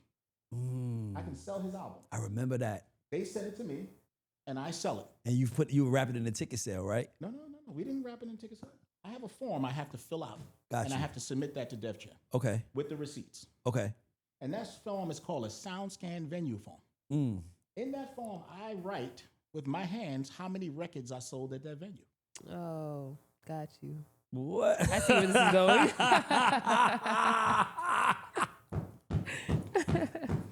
I love this shit, man. Yes, You sir. see how I like talking to him? I love talking to Jacob. And I send it to them. They don't care if I send them the records back. Yeah. They don't care if I send them the money. You just need that number. They just need those pieces of paper that said I sold 1,000 units per venue. So when they go to Shark Tank, they like, we They sold take 39 they million take records those last week. motherfuckers and they send it into Soundscan, Yep. certified, and Soundscan certifies that those records sold. Wow. No one checked. But what I was saying earlier, Maybe I give that's it away for the to profit, fans, though, right? huh? But doesn't that go into profit in order to set up the sale? That goes into a profit system, yes. That says But the you can Polydor but that you they, can move it. Yes, that says the Polydor that they generated. But Polydor still sees what comes into the accounts. Polygram still sees what comes into Def Jam's accounts because they own 60% of the company. So they don't see the money coming in. You think Polygram cares? Polygram is acquiring labels, right? They're acquiring labels for the express purposes of building a system that they can what? Stock prices. If I control this amount of the market, my stock goes from $10 to $15. Profit is at $5. Yeah. I pay myself on that. I tell people I take the tax write-off Mm-hmm. on the loss on here. Yep. Even though I'm making money on the dividends. On here, on the stock price, I take the loss here. I get a tax break for that. I go back the next year. I tell a bunch of artists they're non-recouped. I've already written off their loss. So I'm in the black I'm funding my company back again, and I'm starting it from scratch. every And year. all I care about is the dividends on my stock because that's where I'm getting paid. And the way he's talking is why the music business is fucked, because you have people that understand that, and then at some point it's like McDonald's when they're like, man, can we find a way to make these nuggets cheaper? Mm-hmm. Like, is there products we could put in this? Because chicken prices go up and down according to market, according to the season. So I like to say it sounds like companies, the government, like sound like that's all they're every doing system. is setting the system up. They're ready Yeah. for when they're going to do it to sports. What are they gonna do to sports? I mean, why do you think venture capitalists are paying $5 billion for the Lakers? 10 billion. $10 billion. You know what they Why do you think? You know what they could do? That you can sell 51% of a college team. I didn't know that. What? But why? So do you can think buy they're the doing it? you can own the Georgia Bulldogs, What do you think? 51%. What do you think their plan is? They about to take this shit over. They're going to take it? No. Simple. Know what they're going to do? What? There's but so much profit, right? There's but so much profit in teams, Mm. right? Right? Network pays. That's true. tickets. The There's a Braves make finite- $800 million a year. There's a finite amount of tickets. You're going to keep raising tickets, and you're going to be, nobody going to be in there. Nobody better come. Yep. So guess what they're going to do? Their plan is just to take the teams public and sell stock. What? Why do you think the venture capitalists are doing it? You're going to be able to buy stock like you on the stock exchange for the Lakers. That's the plan. I can see that. And that's where they're going to make their money, in the stock dividends. That's the plan. So just watch. How As the long teams before get they gonna more- do that? You think? How long? How many years? My sister, I just know have, the move. I'm You just know not the move gonna- coming. I'm not going to tell you because I can't tell you when. I'm telling you, it's coming very soon because you could just see it. The more expensive, How do question. you generate money? Oh my God! So Like, that's how many why the tickets stock can market was you sell? created. The stock market was created because Yes. if companies needed money, Yes. they was like, how can we generate more money? And not from sales. Okay, so let's it's look at from it. people that's on the outside buying pieces stock. of company, buying a small piece pieces of your company, which makes them go up. and they're Yeah. going to generate money. So Yeah. here's the interesting part of it: like, if the Lakers sell for $10 billion, how does the VC make his money? How much more TV rights can you sell? Okay. The Lakers yeah. arena, how much more tickets can you sell? How higher of a ticket price can you get? Yeah. How? Yeah. How much further can you take? With the decline of television, how high can you make? How much more money?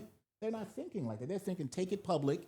Who is going to buy stock other than fans of the sport? Come on. I can own I can own a piece my of the own team. When they win, we win. We win. Oh my Everybody's God. going to be buying stock. This is for Ray. I'm talking about I play for the T-Bone. Like, you know, just like Jay-Z, right?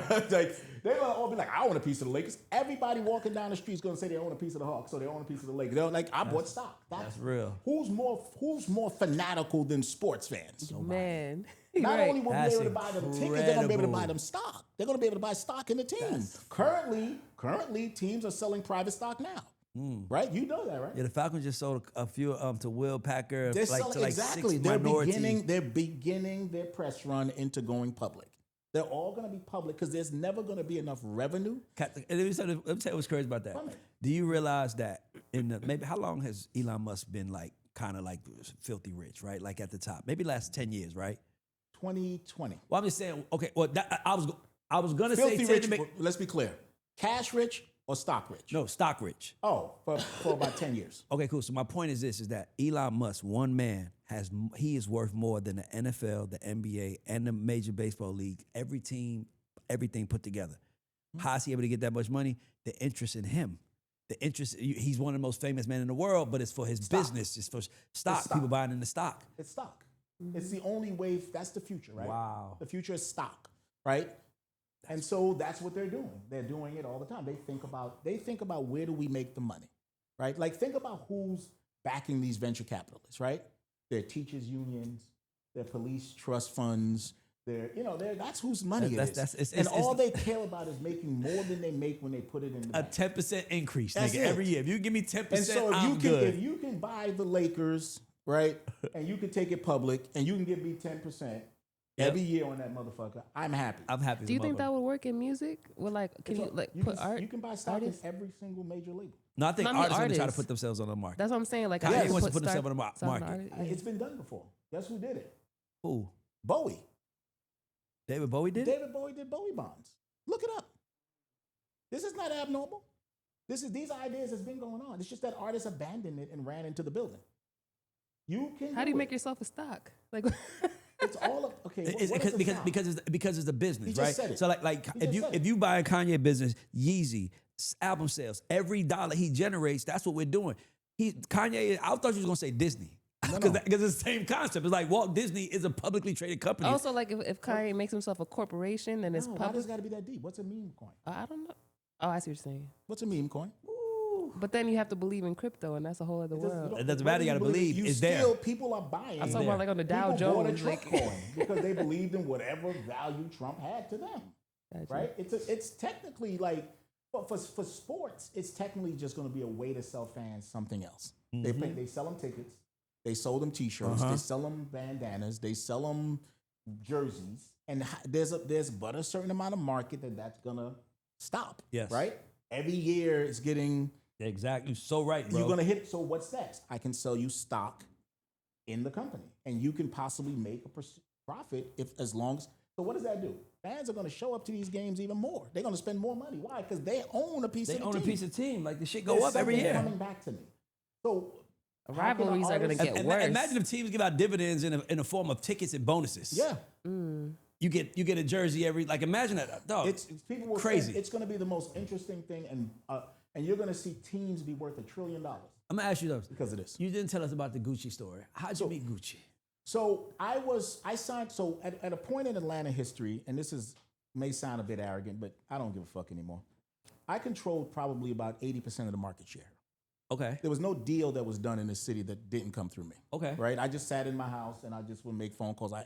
11 labels paid me as a consultant. Right. And I just sat in that. That's when I came to Atlanta. That's and amazing. I sat in my house in Stone Mountain. And so I had just did a deal. I had just did a deal for a group that came to me that I called 404 Soldiers. Okay.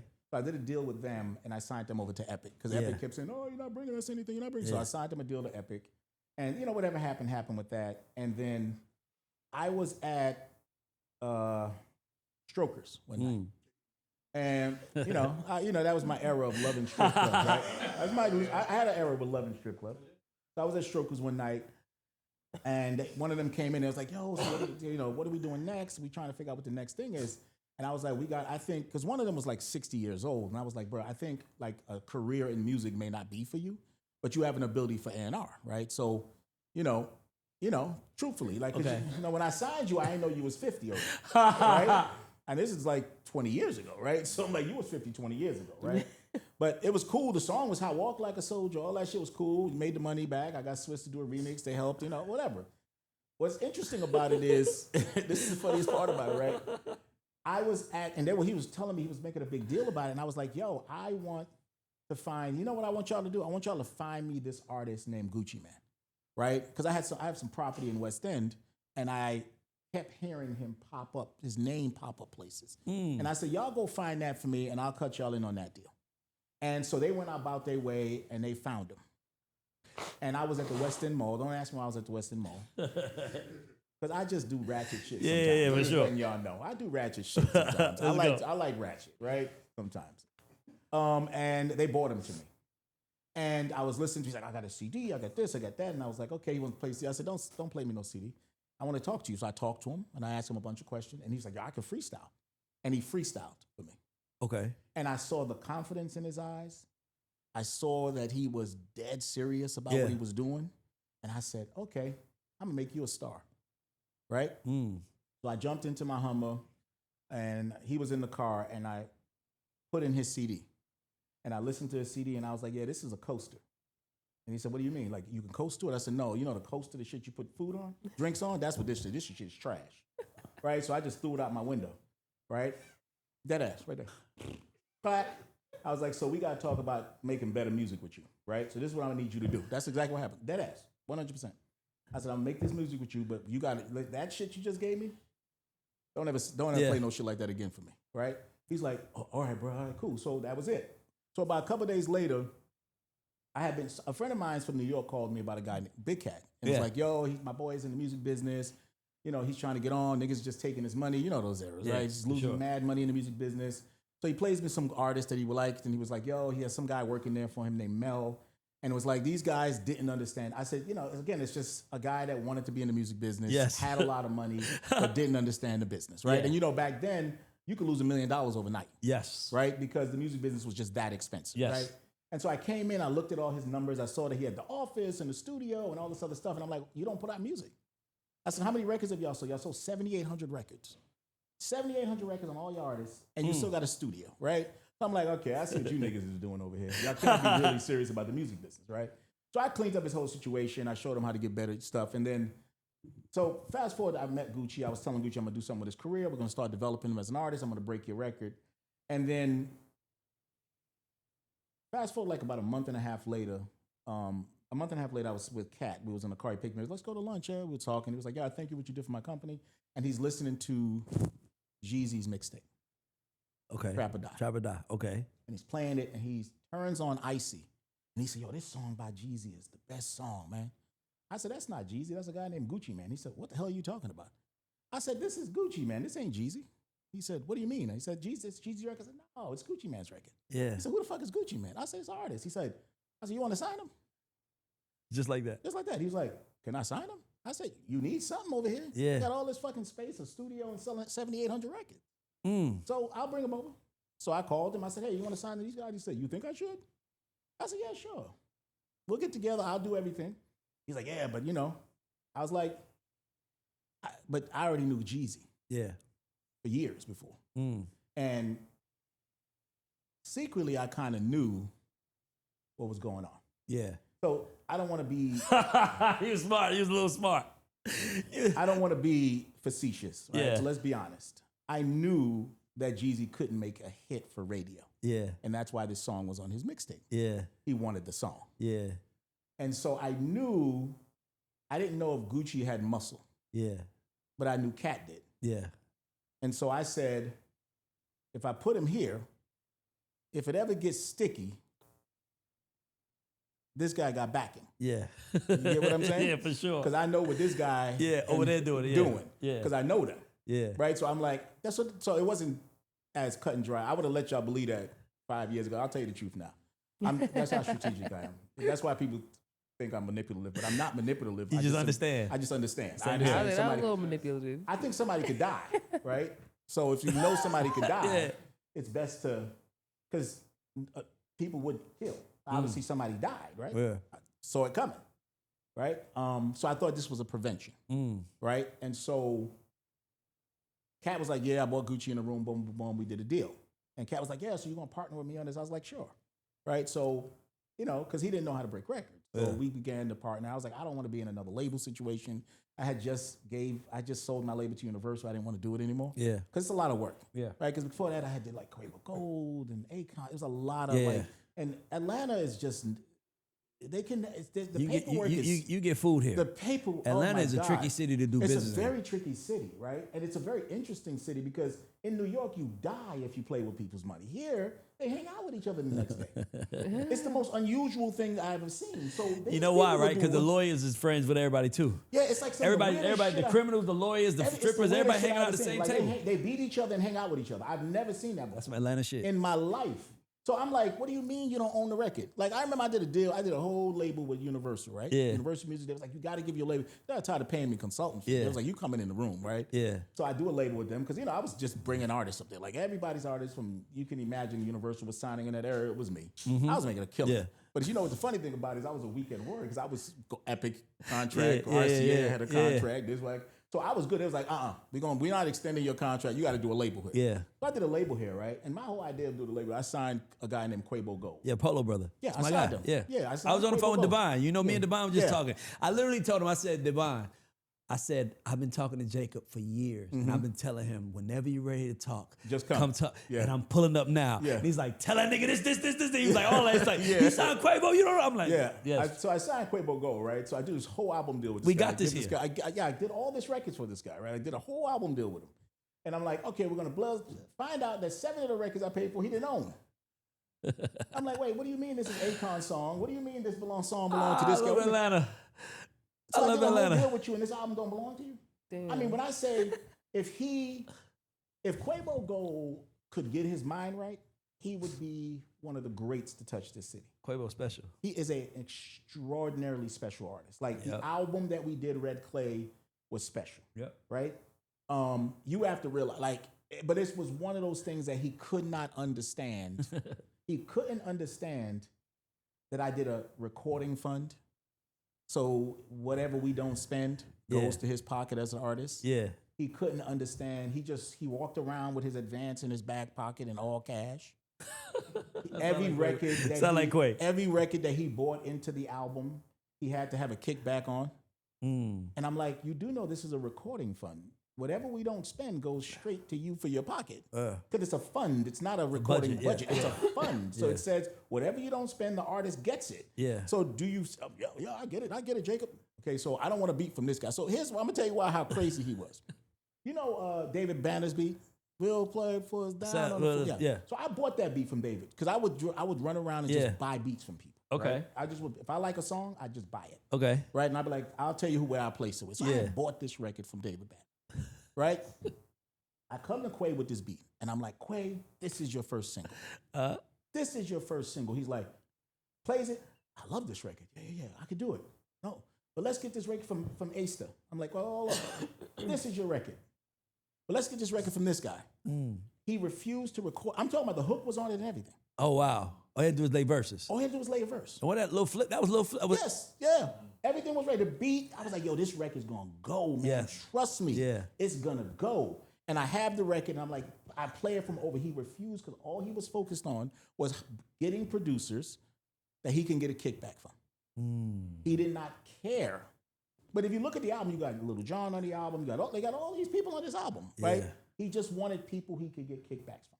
Because I told him, whatever you produce, you get 12.5. Yeah. Whoever comes in. He could not understand That if he didn't do that, the money was going to come go to to him anyway. anyway. And I kept trying to make him, he wouldn't understand that. Mama, is so that he scene- turned this record down because David Banner would not give him a kickback on it. Get the...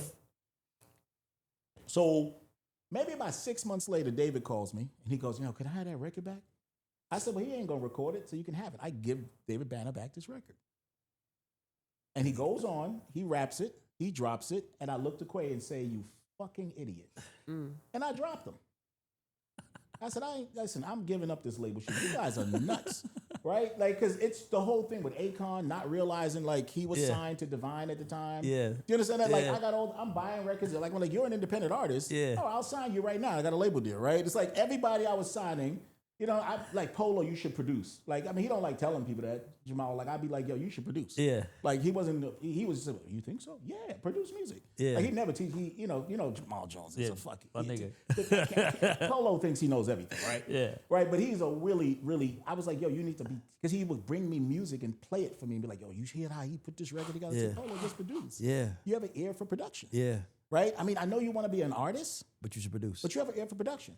And at the time, I had already did a deal for them through Noontime because I did Noontime's deal at Epic. Yeah. Right, so I had already got them wow. millions of dollars. Like I co-signed them at Epic and got them a deal, right, for Ryan and so Was this the first- the first deal? yeah. Okay. Jim cool. Crow. Yeah. And Perfect. what's the female rapper? Was it? It was a female rapper they had. It wasn't Rashida. No, Rashida's a deal I did at Motown. I did Rashida and Kurt's deal, D-Lo at Motown. Who was the girl? You right? Who It was a the, female rapper. I not forgot Chi- her name. Not China White. No. And I forgot her name. So I did their deal there. So I had already convinced Epic to give them millions of dollars, and they didn't produce. So I wasn't going to go Keep there. I going. just like, nigga, you need to produce, right? And, shout out to my boy Ryan Glover. But, at the end of the day, it was one of those situations that I learned that Atlanta is just one of those places that You can't come take over this. you city. have to learn. You gotta learn the people. city. So I understood that people, the way Atlanta gets with music. Atlanta's and- the home of niggas signing 3 deals with 3 different people, taking Exactly. 15 from him, 5 from him. Exactly. Like, shout, I ain't got damn no. Exactly. And so I had to I thought that learn deal was over, shout I thought that deal was over. We ain't to heard learn from that. you. And so that's what made me sell back my company, Universal. Was like, I'm gonna go be a weekend warrior again. So with Big Cat, I didn't want to be a part of a label again because the moment I attach to a label, I lose all my contracts. Yes. Right? You know how consultants work. Yes. So, but the Big Cat's like, yo, man, we got to do this. He convinced me to do it. So I attached myself to Big Cat Records, and we start going down the path of Gucci Mane. And it became one of those things where it was not just a learning lesson it was a learning lesson for Big Cat too. Yeah. Because ego is ego, right? And people don't want to hear a nigga tell them, yeah, man, that's not how it's gonna work. It's gonna work like this, it's gonna work like this. Yeah. They think like, I know, how I've been to in the work. streets, Yeah, I made exactly. millions of dollars, I built, I have houses, I did, And so it was a constant battle between trying to explain to Big Cat the music business and how Yes. it works. And so you had people who would call him around me, Yeah. and he would never say, well, Jacob's the one that bought him here, right? Like he'd just never tell people that. Like, that's really Jacob's artist that he bought to me. Yeah. He just will have meetings with Yeah. people, right? And Yeah. it would just always undermine some of it. I'd be like, Cat. So then I remember there was And a that was a meeting. weird thing because he was signed to Big Cat, Yeah. but you were talking. Yeah. And there was a guy named Big Cat. So it was like, why is he talking? And you don't never hear Big Cat Because he talk. was signed through his label in a joint venture with Big Cat. Got you. That's all it was. It was a Big Cat joint venture. That's why you were talking though. Yeah, because it was Yeah. my artist. Oh, and got you, I was got the you. one that bought it to Big Cat. And Got then you. I took, That's why it got I you to took make equity sense. in Big Cat, right? To do it all. Yeah. Right? And so it was never like I know people were confused, but I just looked at it like, all right, I don't want to put Gucci in a bad situation. I see an opportunity here, right, for this record. I promised this kid I would do this for him, and so what I'm gonna do is I'm gonna stick to my words because Exactly. I always felt like Gucci was extraordinarily more talented than most rappers, right? I thought he was an extremely talented A&R, his ear for music, and it took me time to break him from the formula. Yeah. Because I don't know why I can see that. It's Yeah. like you just see it. Yeah. Like it's like people see how do you teach someone to have taste? Yes. Can you teach taste? You can't teach taste. It's hard. Taste You're is born with it or you taste don't. is. I think taste is relative. learned if you want to learn. Like the teacher can't teach it, the student can learn it. But can you teach it? I don't think you can teach it. I think taste is relative. How do you teach taste? Like That's you true. either have it, you can draw, or you can't draw, right? Like you can't just teach draw. That's you can real. sing or you can't sing. I think certain things are just inherited. So I saw that in Gucci, and I was just like, yo, you have an ability to do more, right? Most people disregarded him because in their minds they were like, oh, look at him, he looks like he's got Down syndrome or he's got this, and obviously he's schizophrenic and a couple other things. And I was like, I don't give a fuck about that. Like I like to my career, I like to challenge myself to do what people say is not possible. How do you take a 6'3" fat guy with cockeye and make him a sex symbol? That was the challenge for me. How do you take a 4'11" female rapper named Little Kim and make sure she's a fashion icon? That was the challenge because fashion icons Yeah. are 5'10". Yeah. I'm gonna make And her very skinny. a model. That's my whole career was how do I take the alternative to the music business and create a movement? Yes. Right? I never thought to Yes. do what everyone else did. Right? So with Gucci, I was like, I see Project Pat, but I also see something a little different. Right? And I said, okay, cool. I know what we're gonna do. So there was a strategy there, but some people consider manipulation, some people consider great strategy. I think it's a matter of your insecurity, not mine, right? Okay, so again, so the reality is I saw that Jeezy, who I've known for a long time, from where he's from, I was at his video, I know him, him and Kevin Lee and Joe Green brought him to my house. Yeah, Joe. And Kay Lee. Kay Lee. Coach's name in my phone is still Kay Lee. Yeah, he Yeah. says that. He said, you're the only person that calls me Kevin. I'm like, when you walked in my house, you was Kevin. Yeah. He's like, yo, people call me Coach K. I'm not calling no I grown call him man Kay coach. Lee. I'm not calling no grown man coach. No more than I'm calling Big Sexy, but I'm not calling no grown man chocolate. There's rules. Like, if I know you in real life, we got to choose a different name for each other, right? You're just going to be Kevin, right? Yep. Or you going to call yourself Mr. Kevin was fine for you, but you could call yourself something. I'm not calling no grown man coach, right? Okay. So I told him, I said, no, but seriously, I love the guy. But he would bring, I had a house on Young Road. They would bring him, they brought Jeezy to me. And when his name was Little J. Lil J, yep. Right? And when I heard his He was music. beefing with T.I. Yeah, at the time, he wasn't. Oh, yeah. When I met him, he was Lil J. He ain't like T.I. He wasn't beefing with T.I. He was just some young kid.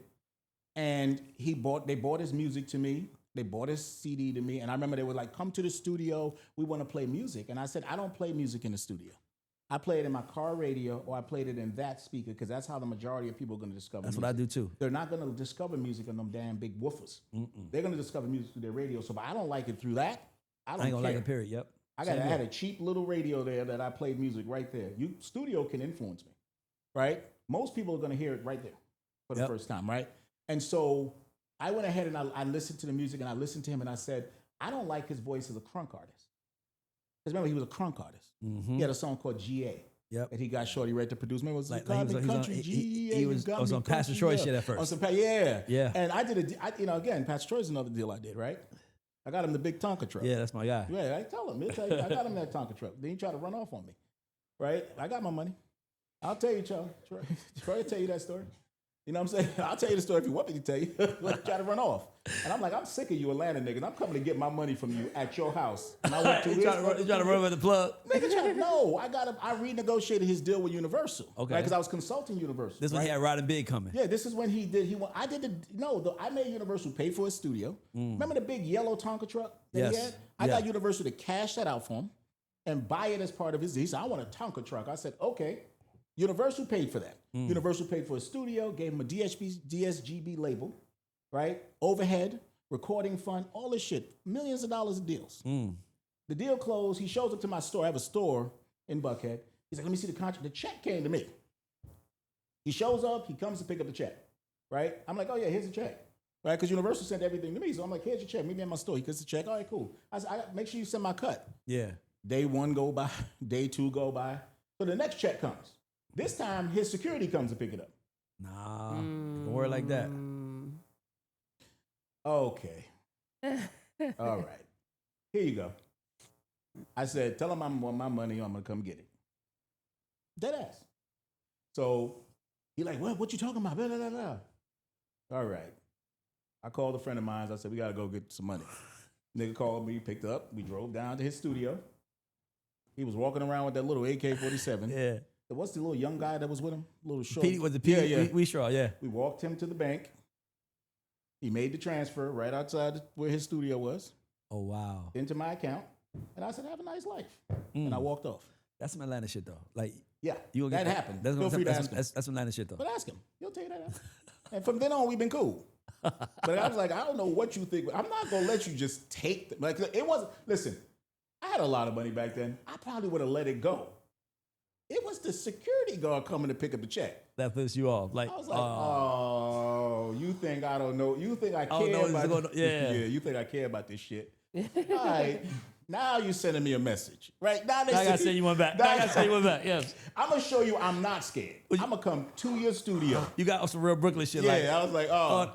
we gotta you- do that. I said, oh, just because I talk to white folks a certain way, you think I'm not going to come get this money. All right. So I came and got the money. We've been cool ever since. So, Rocki, I think Drake His was. career never went anywhere after that, and that was because, I was trying to teach him. I said, yo, the way I'm getting money like this out of Universal is these label executives make a salary and they might make a bonus. You know who I am? I'm the guy that if they give me $1 million deal, I show up with a paper bag, take them to lunch, and say, here you go.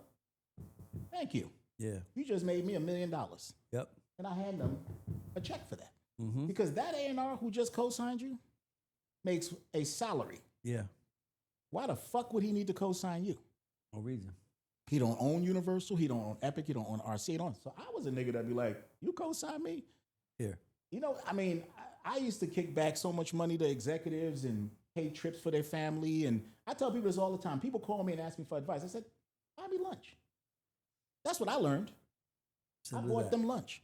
I take people out. I still, till today, take people out, right? And people say, how are you still influential in the music business? How can you still call these CEOs? Because I don't call them when I need something only. And I also make sure everybody tastes something. right? Like most people think, oh, they make a salary.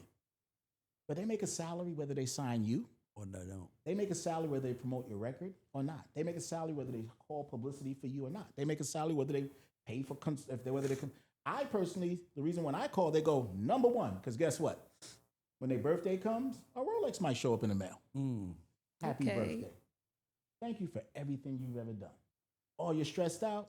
Cool. Go to this salon. Yeah. Get a back rub. Yeah. Get this. You know what I'm saying? Oh, this is your favorite restaurant? You understand? That's what I've always done. So to get that deal for that guy, I had to keep the. It was a lot of need? It was a lot of favor you was earning for that. Yeah. I have a lot of credit with these motherfuckers. Yeah, you ain't just gonna send a big nigga come over there like a sweat and just take it and leap like, oh, here you go. I told him I'm gonna come back tomorrow and get my money now. Exactly. I called somebody. I said, listen, we're gonna go down and get some money from this guy. He said, oh, okay, cool. We drove down there. Motherfuckers like, yo, he was running around with the little AK, running around the stairs. Okay, niggas, we don't give a fuck about that. You come somebody take us to the bank. Exactly. And I get can't my get the money. money I got to right get money because I had to go to Miami. Yeah. I had a crib out there. There was women waiting for me. I was like, I'm gonna go fuck this money up out there. So come on with me, and we come on. Run me my money. Walk straight to the bank. Hold on. Transferred. Speaking of money, I want to do this. Yeah. I think Jacob would be great for a broke story. Absolutely. I think so. What's a Jacob, broke story? Okay, so we have this. But no, segment. let's finish the story about the Jeezy. Okay, go finish. And so we're sitting in the house. They were playing the music. I tell them Jeezy. So I know Jeezy. So I've been around him. Yeah. And he's a good guy. Like I've been around him. I mean, me and him stopped talking to each other for many years. Yeah. And people think it's because like Gucci. of the Gucci situation. No, it's not because of the Gucci situation. That's not the only reason we stopped talking. Yeah. There was an attempt on our lives. Oh, they try to. Oh, okay. Yeah. Oh, I didn't know that. I don't know if it was associated with him, But it happened. but those guys. Yeah. And you know, they it was an attempt on our lives Yeah. too. It wasn't about Gucci. This is after Gucci. Yeah. And I don't like things like that. Yeah. Like I ain't gonna talk to you no more after that. Yeah. Right? So it wasn't just about Gucci. Like what happened with Gucci, I think was a joke. Yeah. They thought it was funny, and that didn't turn out the way they wanted to be turned out. There was, you know what I'm saying? But with us, there was a little bit more. Yeah. Right? And you know, like a lot of people don't know that we was in Miami and got snatched up by the ATF and the FBI. Yeah, we was riding in Miami. That's when Cat went to jail because he had the gun on him. I went to jail because I had the weed on me. Because I just snatched up the weed and put. Listen, I'm clean. They don't need a weed charge sure. and a gun charge, right? So I'm like, yeah, I'm holding it. No, I'm a hold this. Yeah. Dade County, I was cool, right? But the feds, ATF picked us up that night and took us into their office and interrogated everybody. It was like, oh, y'all be lucky they had a hit on y'all. We had a wiretap listening to this. Y'all should be lucky. That's why we picked y'all up. Y'all be dead right now. Wow. Or they'll be dead. Because didn't you catch this nigga with an AR? Wow. That nigga had a carbon. This nigga had this. That nigga had that. So it would have just been a war. You know what I'm saying? But that's what they told us. They're like, yo, they had y'all cornered. Y'all was done. We was in Miami. We were doing a Gucci show in Miami. Wow. But they snatched up Gucci because he had a warrant here, right? So they snatched him up for something different. They snatched us up because they thought they was gonna catch some shit. They tried to make it seem like they were saving our lives, which there was a wire. Yeah. I know the wire. There was the truth that they were making an attempt, but I think they snatched us up thinking they was gonna catch a little bit more. Got you. Right? So, but again, Jeezy, I knew his personality. He wanted the business bad. And I felt like in his interactions with Gucci, it was going to get ugly. Yeah. Right? And a lot of people don't know, we made a version of Icy with another Jeezy verse on it. Right? To try to make it a double record. Like, and I by the way, I tell people this a lot of people don't know this. I worked out a deal with Def Jam. And I said, hey, we can share this record. Right? Because, you know, for me, I'm in business with these guys. I'm in business with everybody. All of them, exactly. So I'm always going to be the guy trying to find the answer. Exactly. You know, Todd Moskowitz is one of my close friends. You know what I'm saying? Like, I'm talking to Def Jam, I'm talking to these guys, you know, and so I'm trying to find a way to make peace in that story, right? We do a deal. They agree, right? Cat goes to a meeting. That's when Cat really figured out how powerful I was. He goes to a meeting behind my back, right? Because I flew out of town because I'm still living in New York. And so I'm in New York. I come back to town. He tells me to meet him at, what's the steak restaurant in Buckhead? What is the shit what is the shit called? Houston's. Right? So I meet him at a Houston in Oh, the Buckhead. one on Lennox. Yeah, the one in Buckhead, right? And he's in there meeting with Shakir and all Yeah. those guys, right? And I'm like, so he's meeting with them. When I walk into the meeting, Shakir goes, oh shit, Jacob York just walked in. And I said, yeah, you're talking about my artist. He said, oh. Shakir is the president of Def Jam at the point, right? So he leaves the room. He calls LA. He's like, Jacob just walked in the room. I didn't know this was his artist. They freak out, right? So I said, Cat, you're out of your league. I know. I got this. You're a gangster on this side. This is my world. This is my world. Yeah. I got this. Right? So I ended up negotiating a deal. I said, we're going to give you access to the record and we're going to give him access to the record. So it's going to be on both albums. Yeah. Right? Because I'm not looking for what Def Jam's looking for. I'm looking to sell records and build an artist. They're looking to find a single for Gucci. So I've worked this record independently. I've got 3,200 spins a week. I've got it on BET. I've got it this. But I said, we're going to do a version with Jeezy on it. Of 2 verses with Jeezy. We're going to allow Gucci's album to come out. And 30 days later, Jeezy's album can come out with the song on it. Now I'm doing this deal. And Def Jam is happy. LA is happy. Shakir is happy, right? Okay. Jeezy, nah. It's got to go on my album now. By the way, Jeezy's album was scheduled for like September. Gucci's album was scheduled for August. What did we do here? I gave you, your album wasn't even scheduled to come out for 30 days after his. Yeah. Give him 30 days with the album, and then you do it for 30 days. Yeah. I got Def Jam to help me cross the record over. I said, we're going to build this thing up. He turned it down. Nah. I just don't feel he had a respect for Gucci. I think he was being a bit arrogant. I thought he was being a bit non-business. Yeah. And he kept trying to sun Gucci. Yeah. You know what I'm saying? Because Gucci was actually showing him a lot of respect. Like, yo, Jeezy, da-da-da-da. And Jeezy be like, yeah, here, take $500 and go do this. This is the shit Jeezy's. Because remember, Jeezy's a very arrogant guy. Yeah. And so the situation got to a point because Jeezy refused to just do a deal the right way. Exactly. Right? Like you came in, you rapped another verse. We pulled Homeboy off the verse. Is this part of the beef? This is before the beef. Okay. This is all, like, again, like if you look at my page on Instagram, you see Warren G saying how I was sitting with Pac and sitting with Big and bringing him to Brooklyn. I always think to make peace. Yeah. I was thinking about peace, how to structure the best business deal. Everybody wins. Def Jam was on board. We were on board. We were independent going through an ADA, right? With a 10-point distribution fee, right? My boy Tom co-signed it. So he got a 2% on it. So we're good, right? Yep. I'm thinking we're going to get Def Jam. We're at 3,200 spins. Def Jam can take us to 10,000 spins a week, right? You trying to get audience for the record. I'm trying to build audience on the record. They're going to cross the record over for me. They're going to benefit on. We're going to benefit. But I know I got Go Ahead. I know I got Trap House. I know I got, and then I know I have another album coming. I know a lot. So I'm looking at it like in an independent structure, Def Jam's going to market my biggest record, make my artist the biggest star I need him to be, right? And then I'm going to turn around and benefit from it with the next records, right? Because I'm already bubbling Go Ahead, Trap House, and all of that in the streets anyway, right? I got my team just bubbling those records in the streets, so I'm coming with Go Ahead next. And Jeezy kills the deal. He don't want to do it. I said, Shakir's like, man, this guy, he doesn't want to do it. So we have a meeting, Coach K. Okay, Coach? What's his name? Jeezy. We all sit at like a Piccadilly's on Howard Mill, whatever that shit was over there. Right there by Kroger. Yeah, we sit there, we're talking, and we're going back and forth, right? And we're talking, we're trying to cat myself, Jeezy, we're trying to find a way to, Jeezy's running the show. He's over talking Kevin Lee. And I'm sitting there looking. And I don't know if Kevin ever heard this, but he said some real slick shit, right? He didn't think I heard it. First he says like, Jacob, how you on that side? You know me since I was yay high. I said, bro, there's no sides. You know what I'm saying? Yeah. I'm just doing what I got to do for my artists. Yeah. Like, it's no sides. Man, you know, he said to Cat, man, you know, Cat, I be slapping Coach around. How you just gonna let Jacob just run your shit? I said, huh? This is what Jeezy said at this Piccadilly shit. Now, I don't know if he was. No, but that's how he talked. That's how he was taught. I said, slap who? Yeah. He said, nah, I'm fucking with you, man. That's when he said, oh, you know me since I was yay high. Like, and I'm looking at this nigga. I said, this nigga gonna make this a problem. Yeah. I said, we just gotta, at this point, we just might as well back out of this deal and do what we got to do. Because this nigga gonna make this a problem. And I see it. And I know these dudes is Jamaican. Yes. Right? And so I'm sitting back saying, there's a guy named Magic that's just like Shower Posse.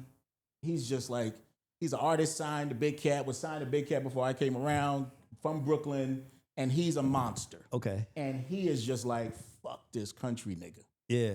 right? So he is pissed. Yeah. And so I'm saying, Jeezy, let's just solve this, right? Yeah. You got a guy named Man, who everybody called ill, that was in BMF, that was from New York. So it's fucked up because a lot of his muscle come from Brooklyn, New York. So we all know each other. So it's like, we gotta solve this. Yeah. Right? And Jeezy just didn't want to solve it. Yeah. Do you understand? He just didn't want to solve it at all. He wanted the problem. It just was like, yo, man, fuck that. And I was like, yeah, I just told her, let's mind our business. I told Def Jam, I appreciate it. If we can figure it out, we figure it out. We couldn't figure it out, we'll just go about our way. Absolutely. And we just continued doing, and it just kept, the whispers from the streets just kept coming. Yahweh, yeah. And I'm like, all right. So Magic gets wind of it, and Magic said, okay. And Magic is featured on a Gucci record. But Gucci does not hear this record before it comes out. And Magic disses BMF, Jeezy, and them on Gucci's record. Mr. Magic? His name is Magic. He's passed away. Okay. But he was an artist signed to Biggie. That's all you saying He's about Black it. Play. Magic Got is you, his got you. name. Yeah. So he dissed Jeezy on a Gucci record. Got it. Gucci didn't set it off. Magic set it off. Because he didn't like how Jeezy was talking at the table. He a Brooklyn nigga. He's like, I'll blow this nigga brains out. You understand? That's how he's a young dude. You know, he's like, what?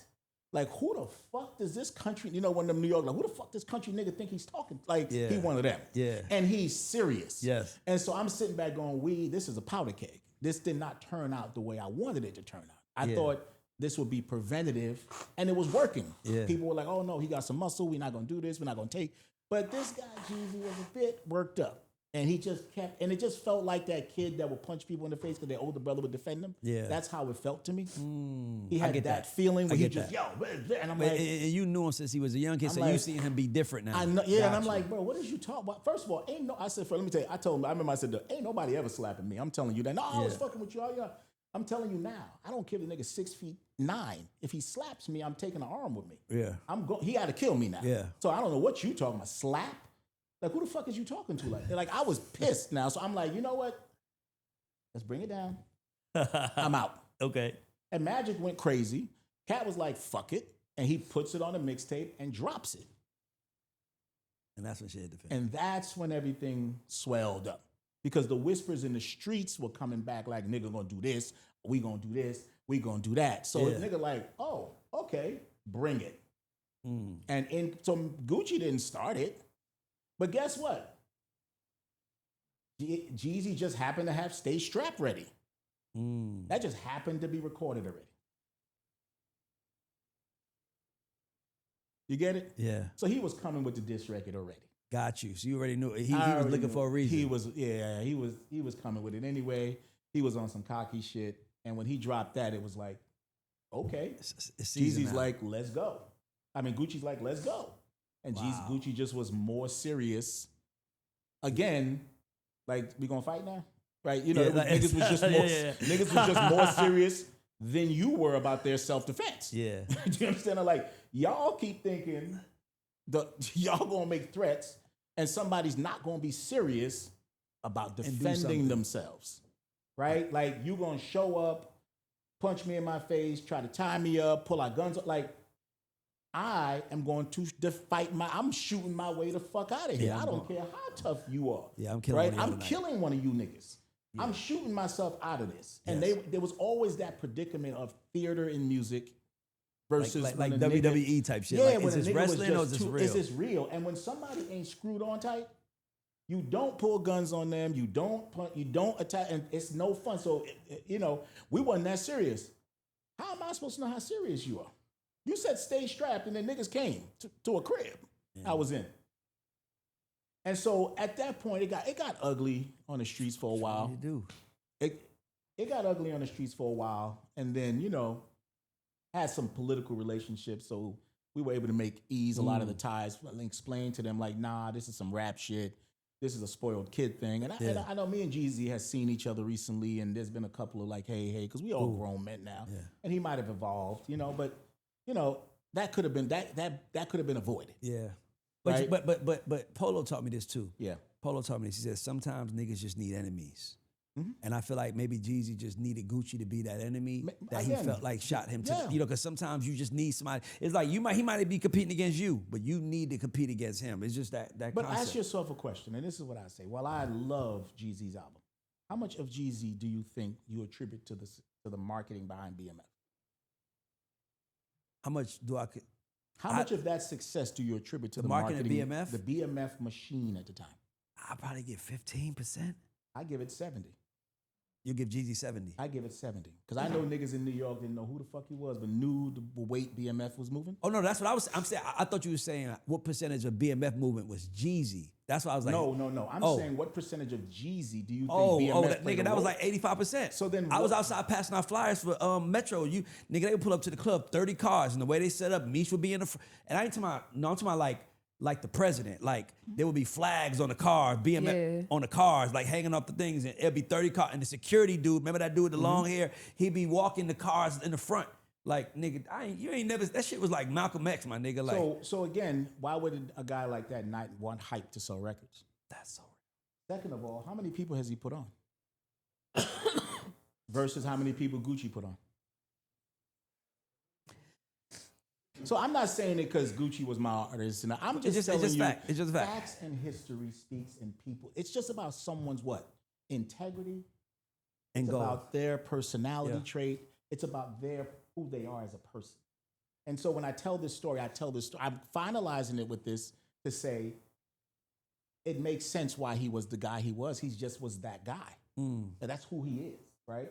And so his growth in years, I respect. And last time we seen each other, he pounded me out, yo, bro, this and that. And I pounded it. It took a lot out of me, Yeah. right? No, it did. Took a lot out of me. Because it's a lot for you. Yeah, because death. Yeah. Death. That's Death. real. Like, it's not that fucking serious. A record ain't that serious. Yeah. A song ain't that serious. Somebody died. So no, it's not that simple to me. It's not. I know Kevin can be like, well, I worked with Gucci, I worked with, Jeezy. I can make peace. Hey, nobody shot at you.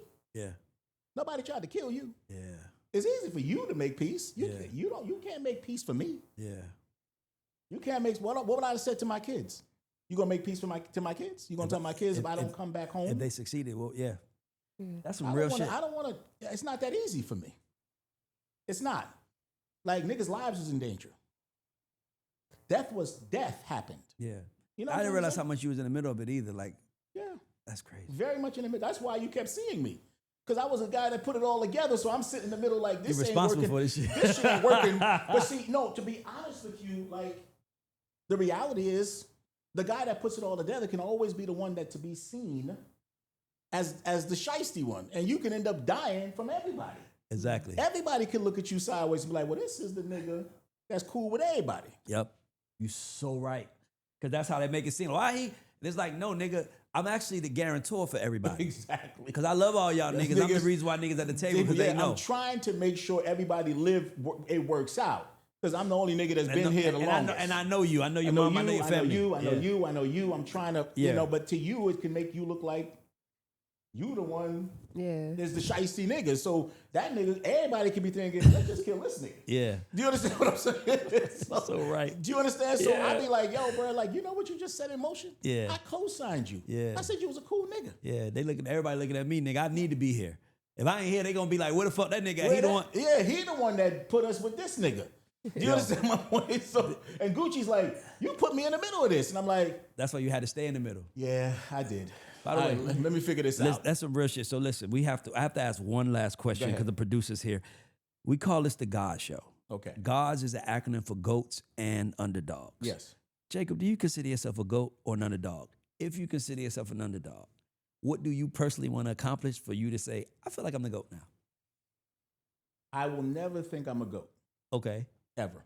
Okay. And I don't think I'm an underdog. I was blessed. So there's underdogs out there. Yeah. I don't think I was ever an underdog, right? I feel like I am, I mean, I come from privilege. Let's not misunderstand that. My family was well off. It's not like I didn't get a great education and I didn't live a wonderful life, right? Yeah. So I come from privilege, so I never pretend that I was ever an underdog, right? And I think that gave me the mindset I have to just come out and think I never thought about money. I thought big. Yes. Right? I never thought about like, oh, I'm gonna make $1 here. Because you didn't need money. It was, I want to do something big. I want to make an impact. I right? needed money. I was like, with the money. Exactly. I didn't know. It's not that I like when No, I left, I'm with you though. I love that. When I left home, I was hungry. Yeah. Right. And I had to make my own. It's not like I'm Yeah. living right now family money, right? I had to make my own, right? But I just never understood hunger at that level my entire life for me to say, oh, I'm just gonna go out here and do it this way, right? Yeah. So I don't believe ever being an underdog. I think all black people are underdogs, technically, right? But I don't think I was particularly an underdog. I went to Columbia, I got private school education, I went to so I had a good life, right? Well, I want to So tell you that's the something. difference. I want to tell you something. We probably done about 200 interviews. Mm-hmm. I've never interviewed someone that plays such a role on so many things so nonchalantly. Let's be clear. Yeah. I've never been a nigga that was like, Soul Food, yeah, the director, I put him over there. Like, that nigga, it was like, Yeah. nigga, at the GAUD Show, we gonna crown you a GOAT. So let's No, clap no, to no, you. no, no. You ain't want to do it. Destiny clap. We gonna clap for him. You ain't gotta take it. But listen, It's a contradiction. it's not though. Let me A tell you GOAT- why. How Let me many tell you why. GOATs can you have? Let me tell you why. No. GOAT is an acronym for Greatest of all time. All time. So it's a singular acronym, The right? great, you can't have be been the one. greatest Jacob York. I You agree, could yes. have you could have underperformed. That's fact. As Jacob York, I was My just brother arguing. underperformed, I was same just household. arguing with my My mom brother about this. underperformed, the I same just argued with my household. mom about this. Yes. She was like, She was like, we did this. I'm like, Mom, because my cousins from the Bronx was there, and I was like, look at our life. Did I do good? Or did I overachieve? And they was like, Lorraine, he overachieved. It's like, you gotta give me that, right? Bro, you overachieved. You got GOAT status. You might not be, when you walk out this door, you don't have to be the GOAT. But when you come in this motherfucker, you It's a just GOAT, bro. I just think it's a singular acronym, right? It's GOAT, the greatest of all time. There's only one person that Oh, can be get a GOAT. out of here. So if I'm the GOAT, We're done. And on that note, it's the GAUD Show. that's it.